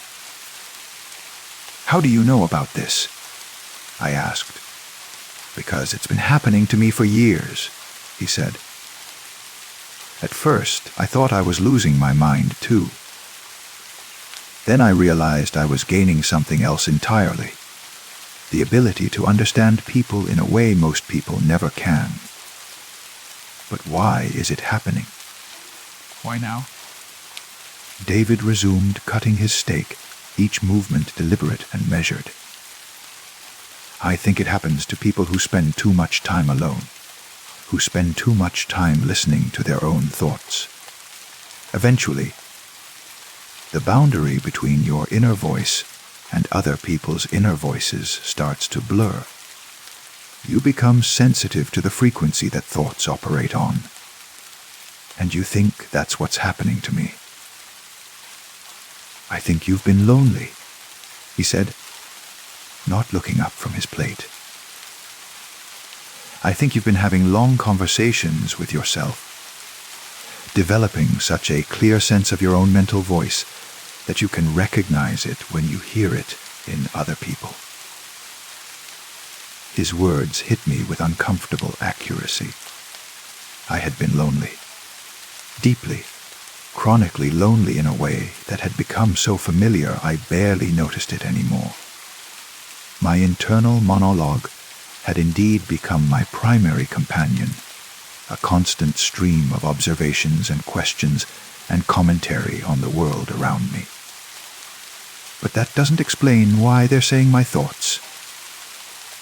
They're not saying your thoughts, David repeated patiently. You're thinking their thoughts a few seconds before they think them.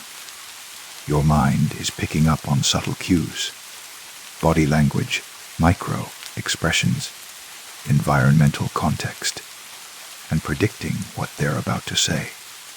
The prediction is so accurate that it feels like they're echoing your thoughts, when actually you're echoing theirs. I started to protest, then stopped. It made sense in a way that was both comforting and terrifying, if David was right. Then I wasn't experiencing some supernatural phenomenon. I was experiencing a heightened form of empathy, an unconscious ability to read people so accurately that I could anticipate their words. How do I make it stop? Why would you want to? David asked, finally meeting my eyes. Do you have any idea how rare this is? How valuable? Most people go through life completely unable to understand what others are really thinking, really feeling. You've developed the ability to step into their minds, to experience their thoughts as they form. It's a gift. It doesn't feel like a gift. It feels like an invasion. Of course it does. Because you're not just hearing their words anymore. You're experiencing their entire emotional state. their fears, their hopes, their loneliness, their joy. You're feeling what they feel right before they find the words to express it. I sat in silence for several minutes, listening to the restaurant's ambient noise. Conversations I could now perceive on multiple levels, picking up not just the words being spoken, but the thoughts forming behind them, the emotions brewing beneath the surface of polite social interaction. "There's something else," David said, pushing his empty plate away. "Once you become aware of this ability, once you accept it instead of fighting it, you can learn to control it, to turn it on and off at will. Show me." He closed his eyes for a moment, taking a deep breath. When he opened them again, something had shifted in his demeanor. He looked more present, more focused, as if he had just tuned into a frequency I couldn't hear. "The woman at the table behind you is about to ask her companion if he thinks she should call her ex-boyfriend," he said quietly. "She's been wanting to ask all evening, but hasn't found the courage." I listened. Within seconds, I heard the woman's voice. "Do you think I should call him?" "My ex-man. I know it's probably a bad idea, but..." "How did you do that?"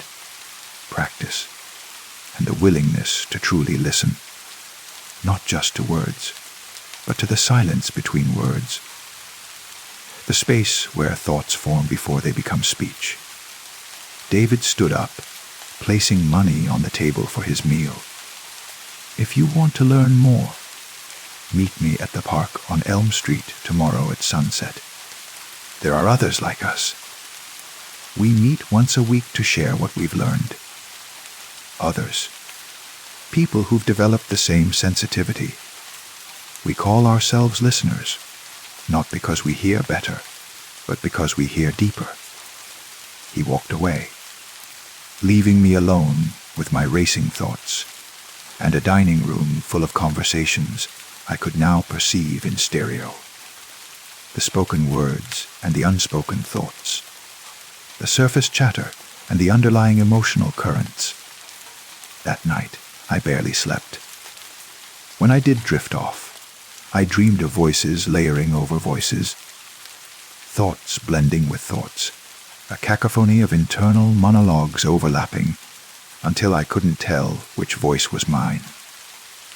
I woke up thinking, this is either the beginning of something wonderful or the beginning of something terrible.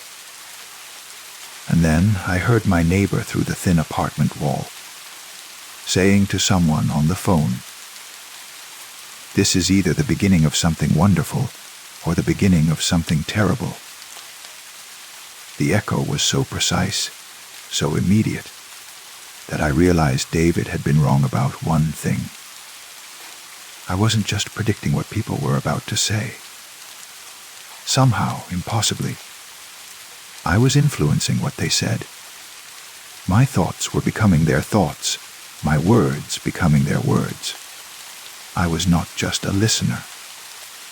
I was a broadcaster, transmitting my internal voice on a frequency that others could receive and repeat, often without realizing they were doing so.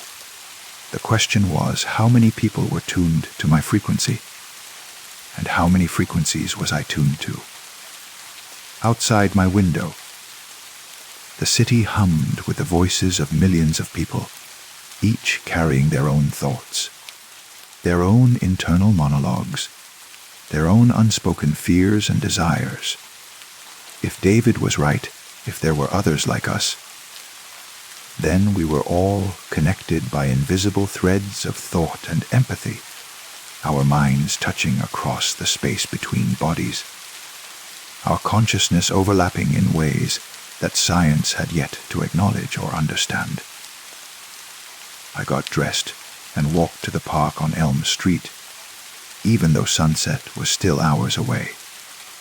I needed to know if this was a gift or a curse, if I was becoming more human or less human, if the voices I was hearing were real, or if I was simply losing the ability to distinguish between my thoughts and everyone else's. But as I walked through the morning streets, listening to the symphony of unspoken thoughts surrounding me, I realized that the distinction might not matter. Real or imagined, gift or curse, the experience was changing me, opening me to the inner lives of others in a way that felt both profound and terrifying. At the park, I sat on a bench and waited, thinking about underwater cities and the loneliness of living among strangers, about the comfort of routine and the fear of living someone else's life. Around me, people passed by, and occasionally one of them would speak aloud the thoughts I had just been thinking. But now I understood that they weren't speaking my thoughts. We were all speaking the same thoughts, sharing the same fears and hopes and questions. Our individual consciousness connected by the simple fact of being human, of being alive, of being aware in a world that often feels too big and too strange to navigate alone. The sun moved across the sky, and I waited for sunset, for David, for the others who had learned to tune into the frequency that connects one mind to another. I waited to discover whether I was losing my sanity or finding a new way to understand what it means to be conscious in a world full of other conscious beings, all of us thinking and feeling and wondering if anyone else can hear the voices in our heads, if anyone else understands the thoughts we're too afraid to speak aloud. And in the space between waiting and knowing, between question and answer, I listened to the city's endless conversation with itself, each voice both individual and collective, each thought both private and shared, each word both spoken and unspoken, echoing through the vast network of human consciousness like ripples in an infinite pond. Story 11. It started on a Thursday evening in late autumn, when the light coming through my apartment windows had turned that particular shade of gold that makes everything look like a memory. I was washing dishes at the kitchen sink, mechanical movements born of routine. Soap, scrub, rinse, repeat. The warm water ran over my hands, and steam fogged the window above the sink, creating a canvas of condensation that caught the light like morning frost. I was reaching for a dish towel when I saw them. Shadows on the wall. My shadow cast by the overhead light, doing exactly what I was doing. Arm extended, head tilted slightly downward. But beside it, overlapping it like a photographic double exposure, was another shadow. Same size, same basic shape, but moving independently. While my shadow reached for the towel, the other shadow remained perfectly still. While I dried my hands, the other shadow seemed to be writing something in the air, its arm moving in careful, deliberate strokes as if holding an invisible pen. I froze, dish towel clutched in my hands, staring at the wall. The extra shadow continued its phantom writing, unhurried and methodical. I turned around slowly, looking for another light source, another object that might cast this second silhouette. But there was nothing. Just me, the overhead light, and the golden evening sun streaming through the window. When I looked back at the wall, both shadows had returned to normal. My shadow dried my hands. Only my shadow. But the memory of that other presence lingered like the taste of something strange on my tongue. Over the next few days, I found myself constantly checking walls, floors, any surface that might capture and hold the interplay of light and darkness. Most of the time, There was nothing unusual. Just my shadow behaving as shadows should, mimicking my movements with faithful precision. But occasionally, in my peripheral vision, I would catch glimpses of that extra silhouette. It appeared most often in the late afternoon, when the sun hung low enough to cast long shadows through my west-facing windows. I would be reading on the couch, and on the wall behind me, I could see my shadow holding a book. But sometimes there was another shadow there too, its head turned toward mine, as if looking over my shoulder, reading along. The presence never felt malevolent, exactly. It was more like having an invisible roommate, someone sharing my space without permission, but without obvious ill intent. I began to notice other small signs of occupancy. A coffee cup that was warmer than it should be when I picked it up in the morning. The impression of someone else's weight on the other side of my bed. The faint scent of unfamiliar cologne lingering in rooms where I'd been alone. I started leaving lights on at night, not because I was afraid, I told myself, but because darkness seemed to give the extra shadow more freedom to move independently. In the lamplight, it stayed closer to my own shadow's behavior, like a shy animal that retreats when observed directly. But shadows, I learned, are not limited by our understanding of physics. It was during the second week of these occurrences that I discovered the shadow had its own schedule. I had woken up in the middle of the night, mouth dry, needing water. As I padded through my dark apartment, guided by the faint glow of streetlights through the windows, I caught sight of movement on the living room wall. There, cast by no light source I could identify, was a shadow pacing back and forth. Not my shadow. I was standing perfectly still in the doorway, watching. This shadow moved with purpose, its gait familiar yet strange. It would pause occasionally, its silhouette head tilting as if listening to something I couldn't hear, then resume its restless movement. I fumbled for the light switch, my fingers clumsy with sleep and confusion. The overhead light flooded the room, washing out all shadows in harsh white illumination. The wall was blank, empty of anything but paint, and the faint marks where previous tenants had hung pictures. But I could still feel it there, waiting in the spaces between photons, patient and persistent. The next day, I tried an experiment. I set up multiple light sources around my living room. Floor lamps, desk lamps, candles, even the flashlight from my phone. I positioned myself in the center and slowly rotated, watching how my shadow fragmented and multiplied across the various surfaces. And there, among the legitimate shadows cast by the deliberate arrangement of lights, I saw it clearly. The extra shadow wasn't just imitating me anymore. It was interacting with my other shadows. When one of my shadows reached toward a lamp, the extra shadow would seem to steady it. When I raised my arms, creating a bird, like silhouette on the wall, the extra shadow appeared to be clapping. It was performing for me, or with me. I couldn't tell which.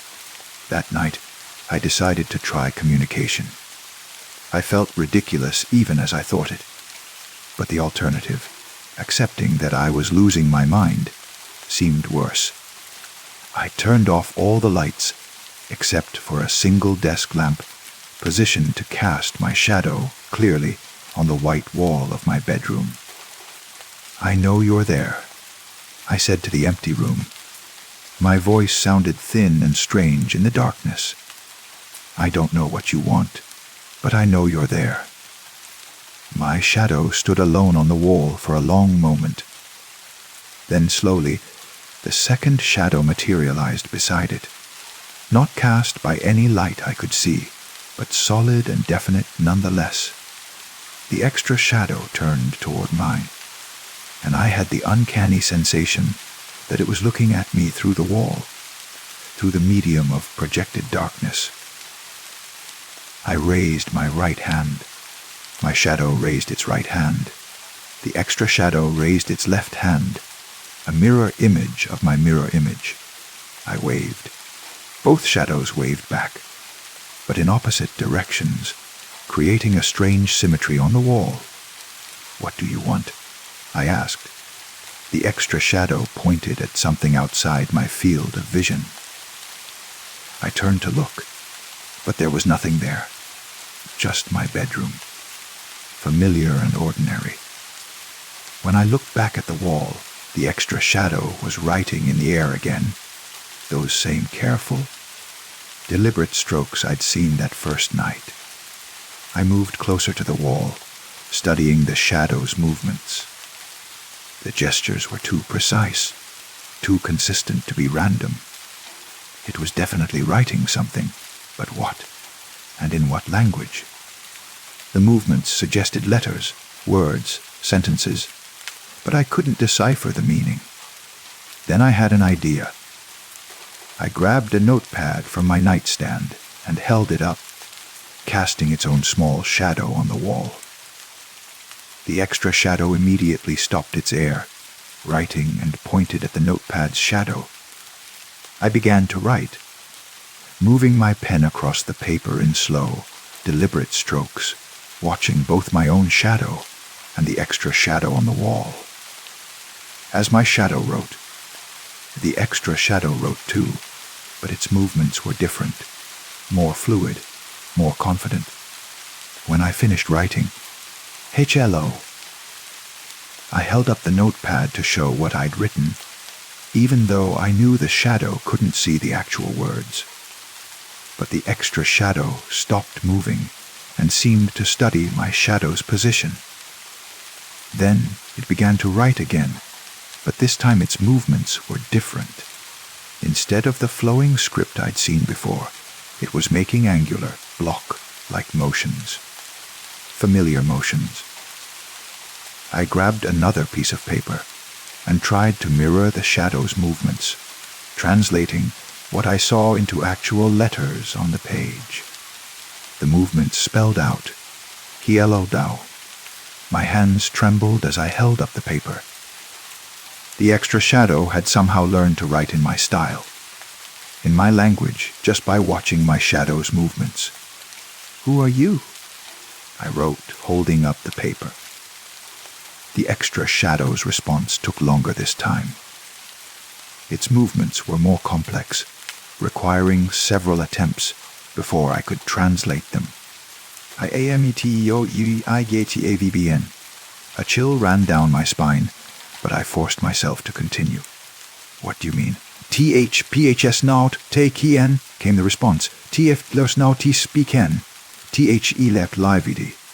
I sank into my desk chair, the notepad clutched in my hands. The extra shadow waited patiently while I processed this information. "Are you real?" I finally wrote. "As real as regrat," it replied. "As real as possibility why." I looked at my own shadow on the wall, then at the impossible second shadow beside it. They stood there together like old friends, like dance partners, like two halves of something that had been split apart. "What do you want from me?" The extra shadow's next message was longer, more complex. It took me several attempts to decipher the flowing movements.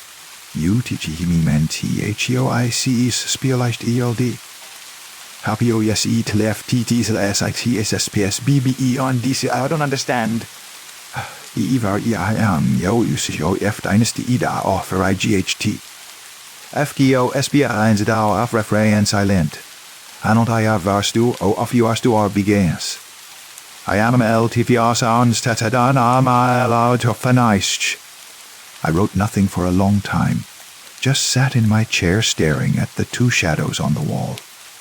The extra shadow waited, patient as stone. "What happens now?"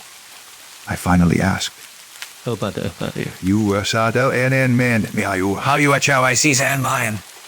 You I do am why piss my ability was yes. Will you always be there?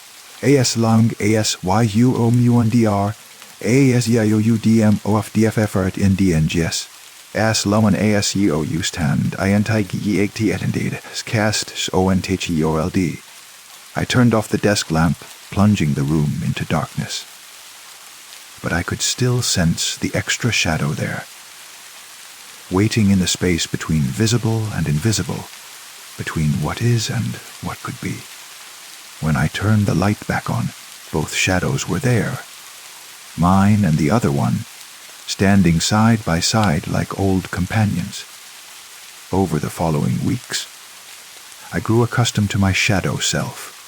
It appeared more frequently now, no longer hiding in peripheral vision, but manifesting boldly on walls and floors throughout my apartment.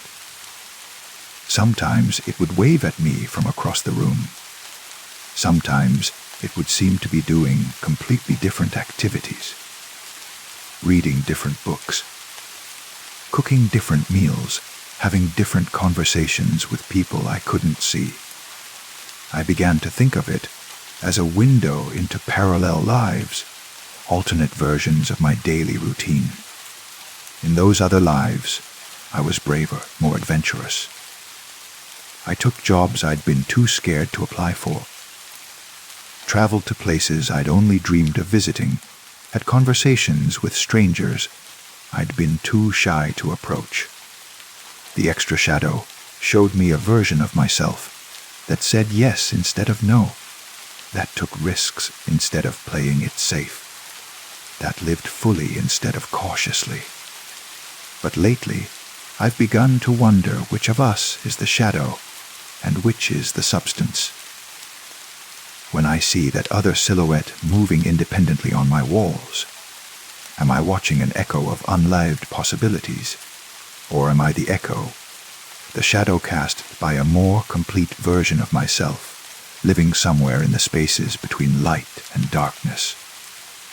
Sometimes, when the light is just right, I catch a glimpse of my reflection in the window, and for a moment, I'm not sure if I'm looking at myself or at another version of me looking back from the other side of the glass. The extra shadow is still there, still writing its messages in the air, still living out the stories I never had the courage to begin. But now I understand that it's not separate from me. It's the part of me that exists in potential, in the realm of what if and maybe and not yet. Last night, something changed. I was brushing my teeth before bed, the bathroom mirror reflecting my face back at me in harsh fluorescent light. But when I glanced down at the shadow cast on the white tile floor, I saw something that made my blood freeze. My shadow was brushing its teeth, as expected, but the extra shadow, the other me, was packing a suitcase. I watched, transfixed, as the phantom silhouette folded clothes with careful precision, arranged toiletries in neat rows, zipped compartments with practiced efficiency. It was packing for a journey I had no intention of taking, preparing for a departure I hadn't planned. "Where are you going?" I whispered to the shadow on the floor. The extra shadow paused in its packing and seemed to look up at me. Then it began to write in the air, those familiar flowing movements I had learned to read like a second language. THEQESDUN ISMURIER ERAYU GOING. I rinsed the toothpaste from my mouth, my hands shaking slightly. I'm not going anywhere. This is my home, my life. BUTME.OIFTDOESNMB The shadow resumed its packing, adding what looked like passport-sized documents to an inner pocket. I wanted to argue, to insist that I was happy with my routines. My predictable days, my safe choices. But the words died in my throat because they would have been lies. I can't just leave. I wrote on the steamed mirror with my finger. Bills. A job. Responsibilities. The extra shadow stopped packing and wrote back. Techo tejaru ao edy kuyuite thao biodi all techi pos s. You actually THG kitty? What ticket? The owning IUUR. Jesse Katie. I rushed to my bedroom closet, heart pounding. In the pocket of the jacket I'd worn yesterday, my fingers found something that shouldn't have been there, a plane ticket. First class to Prague, departing tomorrow morning. The name on the ticket was mine, but I had no memory of purchasing it. The extra shadow appeared on my bedroom wall, no longer packing but standing with arms crossed, waiting. I didn't buy this, I said aloud, though I was talking to a shadow that couldn't possibly hear me in any conventional sense. Biut wo one tio, it wrote in response. TR 0 or a file id eta pcia akika abia upa shabir yashes the mosesi. The possibly YTUF's tart OVR. It was true. Prague had been a recurring dream, a fantasy I indulged in when my real life felt too small, too predetermined. I had researched flights, looked at apartment rentals, even bookmarked job listings, but I had never acted on any of it. This is impossible, I whispered. I am possible as just on outer water or human egie in ABOE, and DIU am aman and ta es eva doi. I looked at the ticket again. The departure time was 6:30 a.m. Less than 8 hours away. I can't just disappear. People will worry. W-hate-P-O-P-L-E. The question hit me like a physical blow. My parents lived across the country, and we talked maybe once a month. My few friends had their own lives, their own problems. My job would replace me within a week. Who really would notice if I simply weren't here anymore? The extra shadow began to move across the wall, no longer writing, but acting out scenarios. I watched as it seemed to walk through European streets, sit in cafes, sketch in notebooks, talk animatedly with people I couldn't see. This other version of me was living a life full of color and possibility, while I stood in my bedroom, paralyzed by the weight of a decision I hadn't consciously made. But what if I fail? What if it's terrible? What if I run out of money? Or WDMO at IFIOUCCC did out FITS me or DR fuel. Or hefty FMO ISENT at most MPU. I sank onto my bed. The ticket clutched in my hands like a lifeline or a chain. The extra shadow moved to stand directly in front of my own shadow on the wall, and for a moment they overlapped perfectly, becoming one silhouette. In that instant, I felt a strange sensation of completeness, as if two halves of myself had briefly merged. Then they separated again, and the extra shadow pointed at the suitcase in my closet. A suitcase that had been gathering dust for years, but was now, somehow, packed and ready to go. I opened it with trembling hands. Inside were clothes I didn't remember packing, a passport I'd forgotten I owned, and a leather journal I'd never seen before. The journal was filled with writing in my handwriting, but not my words.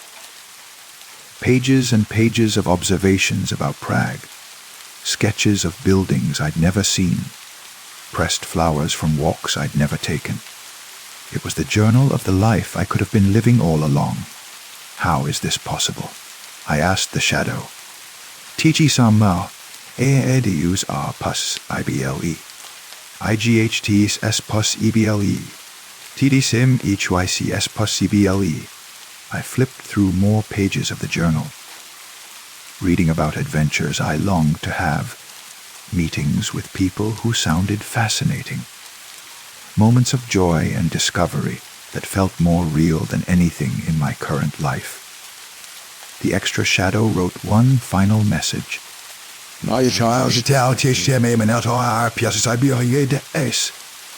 Biupos abipatepa Etienne. INTS anti IOIU or Ishireteos TP ANTOTE LIJHT. I looked at the clock. 11:04 p.m. In less than 7 hours, a plane would take off for Prague, with or without me. The extra shadow began to fade, becoming translucent, insubstantial. But before it disappeared completely, it performed one last gesture. It waved goodbye, not to me, but to my regular shadow, as if it was the part of me that was leaving, and my ordinary shadow was the part that would be left behind. I picked up the suitcase. It was lighter than it should have been, as if it contained dreams rather than clothes, possibilities rather than possessions. At the airport, waiting for my flight in the pre-dawn darkness, I caught sight of my reflection in the terminal windows. For the first time in weeks, I cast only one shadow. The extra shadow was gone, or perhaps I had finally stepped into it, become it, merged with the version of myself that had been waiting patiently in the spaces between what was and what could be. As the plane lifted off into the morning sky, I pressed my face to the window and watched my city grow smaller below.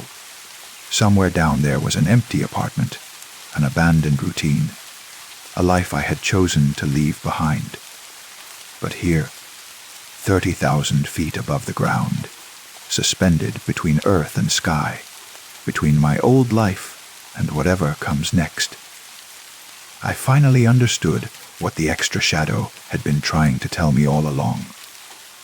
We are all casting multiple shadows. The shadow of who we are, the shadow of who we were, and the shadow of who we might become.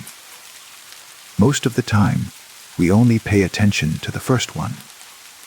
But if we look carefully, if we pay attention to the spaces between light and darkness, we can see them all. And sometimes, if we're brave enough, we can step from one shadow into another, trading the familiar darkness of what is for the uncertain darkness of what might be. The plane banked toward the rising sun, and I opened the mysterious journal to a blank page. Outside the window, clouds cast their own shadows on the world below. Dark shapes that moved and shifted and changed. Temporary interruptions in the light that revealed the landscape in new ways.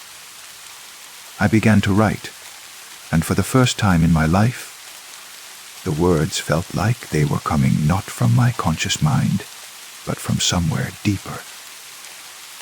From the shadow, self that had been patient, had been waiting, had been living a parallel life in the spaces between my safe choices and my secret dreams. The extra shadow was gone because I no longer needed it.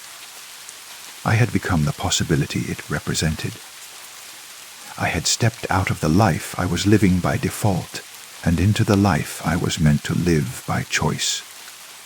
But late at night, when the plane was dark and most passengers were sleeping, I caught a glimpse of my reflection in the cabin window.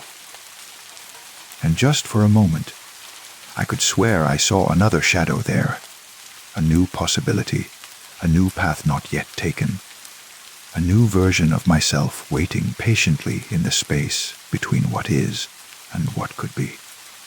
Because the truth is, there are always more shadows, always more possibilities, always more versions of ourselves waiting to be discovered in the interplay of light and darkness, choice and consequence, courage and fear. And somewhere in an apartment I used to call home, my old shadow is probably still there, cast by lamplight on familiar walls, living out the routine I left behind. But that shadow belongs to the past now. I am flying toward the future, toward new light sources that will cast new shadows, toward possibilities that exist only in the space between who I was and who I am becoming. A story 12. The afternoon sun casts long shadows across the sidewalk as I walk home from the grocery store, plastic bags cutting into my palms with their familiar weight. It's Tuesday, 3:15. And the street is mostly empty, except for the usual collection of parked cars and the distant sound of children playing in someone's backyard. This is my neighborhood, my route, the same path I've walked hundreds of times in the 2 years since I moved here. The rhythm of my footsteps on concrete has always been meditative, a steady percussion that helps me process the day's small anxieties and minor victories. Today is no different, at least. Not until I reach the corner of Maple and 3rd, where a woman is watering her garden with a green hose that catches the light like a snake.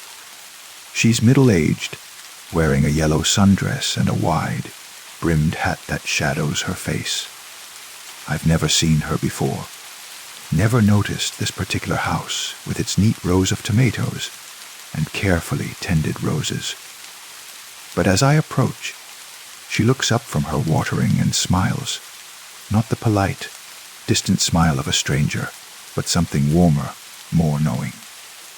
"Hello, David," she says, and my name in her mouth sounds like something she's said 1,000 times before. I stop walking, the plastic bag swaying slightly in the sudden stillness. The use of my name sends a small shock through my system, that particular discomfort of being known by someone you don't recognize. I scan her face for any hint of familiarity, but find nothing. She's a complete stranger, yet she speaks to me with the casual intimacy of an old friend. "I'm sorry," I say, setting down the grocery bags to buy myself a moment to think. Do we know each other? Her smile widens, and she turns off the hose with a twist of her wrist. "Of course we do, David. We've been neighbors for years. You helped me move in, remember? You carried those heavy boxes up to the 2nd floor, and I made you lemonade afterward." The certainty in her voice is absolute, but the memory she describes is completely foreign to me. I've never carried boxes for anyone on this street, never been inside any of these houses, never tasted lemonade made by a stranger in a yellow sundress. "I think you might have me confused with someone else," I say, but even as the words leave my mouth, they feel hollow. She's looking at me with such genuine warmth, such clear recognition, that I begin to doubt my own certainty. "Don't be silly," she says, coiling the hose in precise loops. "You live in the blue house at the end of the block. The one with the broken gate that squeaks when you open it. You drive the silver Honda with the dent in the rear bumper from when you backed into Mrs.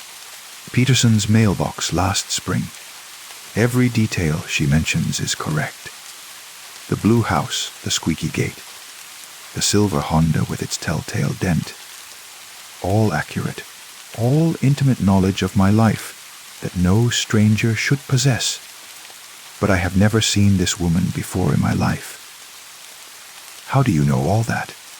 I ask, and my voice sounds strange to my own ears, higher pitched than usual. She tilts her head, and the shadow from her hat shifts, revealing more of her face. Her eyes are kind, but somehow sad, as if she's looking at something broken that she wishes she could fix. "Because we're friends, David. Good friends. We talk over the fence every morning while you get your mail. I tell you about my garden, and you tell me about your work at the insurance office. Last week, you helped me catch my cat when it got out. I don't work at an insurance office. I'm a freelance graphic designer working from home, barely interacting with neighbors beyond polite nods and brief hellos. And I'm allergic to cats. Severely allergic. But the way she speaks, with such gentle conviction, makes me question these fundamental facts about my own life. "What's your name?" I ask, though I'm not sure I want to know the answer. "Margaret," she says immediately. "Margaret Hendricks. I've lived at 412 Maple Street for 6 years now. You know this, David. We just had this conversation yesterday. The 412 of Maple Street." I turn to look at the house behind her, seeing it clearly for what feels like the first time. It's a small colonial with white siding and green shutters. Unremarkable, except for the elaborate garden that spreads across the front yard like a living carpet. I try to remember if I've ever noticed this house before, but my memory feels slippery, unreliable. Yesterday, I repeat, when you came by to borrow sugar, you were making cookies for someone. Your sister's birthday party, you said. You told me you were worried about getting the recipe right, because it was your mother's recipe, and she passed away last fall. My mother is alive and well, living in Phoenix with her second husband. My sister lives across the country in Vermont, and her birthday is in March, not September. But as Margaret speaks, I can almost taste the phantom sweetness of cookie dough, can almost feel the weight of a measuring cup in my hand. "I don't have a sister," I say quietly. Margaret's face changes. The smile remains, but something shifts behind her eyes, a flicker of something that might be pity or might be fear. "Of course you do," she says gently. "Sarah, 2 years younger than you, works as a teacher in Burlington. She has 3 children, Emma, Jake, and little Thomas, who just turned 4. You showed me pictures of them last month. The names hang in the air between us like a spell. Sarah, Emma, Jake, Thomas. They feel familiar in a way that makes my chest tight with inexplicable loss. I can almost see their faces. A woman with my eyes but darker hair, children with gap-toothed smiles and grass-stained knees. But these are not my memories. These are not my people. I need to go," I say, reaching for my grocery bags. "Of course," Margaret says, but she doesn't move away from the fence that separates her property from the sidewalk. "Same time tomorrow. I'll have fresh tomatoes by then. You always love my tomatoes." I don't respond, can't respond. I grab the plastic bags and start walking quickly toward my house, but with each step, the conversation follows me like a shadow. Margaret's voice. So certain, so kind, describing a life that isn't mine, but feels like it should be.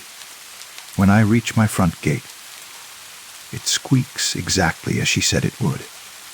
The sound is familiar, comforting even, but now it feels like evidence of something I can't understand. I fumble with my keys, my hands shaking slightly, and let myself into the house. Inside, everything is as I left it. The desk with my computer and graphics tablet, the shelf full of design books, the coffee mug with the logo of a client from 3 years ago. This is my life, my space, filled with the accumulation of my choices and experiences. But somehow it all feels less real than the conversation I just had with a stranger who claims to know me better than I know myself.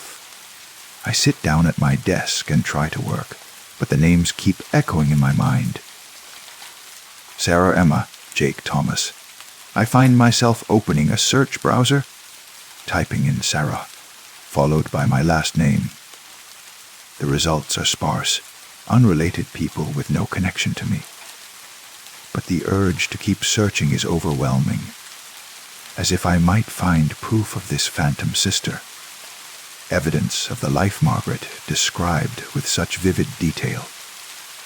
The afternoon passes in a haze of distraction. Every time I try to focus on work, I find myself thinking about the insurance office Margaret mentioned, wondering what my cubicle might look like, who my co-workers might be. The thought is absurd, but it persists with the nagging insistence of a forgotten appointment. As evening approaches, I find myself standing at my front window, looking out at the street. Margaret's house is clearly visible from here, its white siding glowing in the golden light of sunset. I should have noticed it before. I should have seen her in her garden, witnessed the daily ritual of watering that she performs with such care. But the more I think about it, the more I realize that I've never really looked at this street, not carefully. I walk it every day, but I've been moving through it like a ghost, present but not really there. How many neighbors have I ignored? How many connections have I failed to make? The phone rings, interrupting my thoughts. I answer without checking the caller ID. David. The voice is female, young, with a slight accent I can't place. Yes, it's Sarah. I was just calling to thank you for the cookies. The kids love them, and Mom would have been so proud. You got the recipe exactly right. The line goes dead before I can respond, leaving me holding the phone like it might explain everything. Sarah. The sister who doesn't exist, calling to thank me for cookies I didn't bake, mentioning a mother who isn't dead. I hang up the phone and walk back to the window.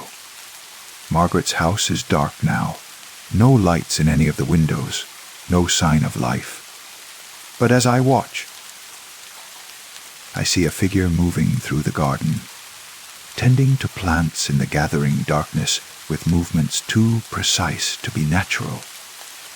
Tomorrow I'll walk past that house again, and Margaret will be there with her hose and her hat, and her intimate knowledge of a life I've never lived. She'll speak to me like an old friend, and part of me will want to believe her, will want to step into the role she's created for me. Because maybe the question isn't whether Margaret is real. Maybe the question is whether I am. The names whisper in my mind as I turn away from the window. Sarah, Emma, Jake, Thomas.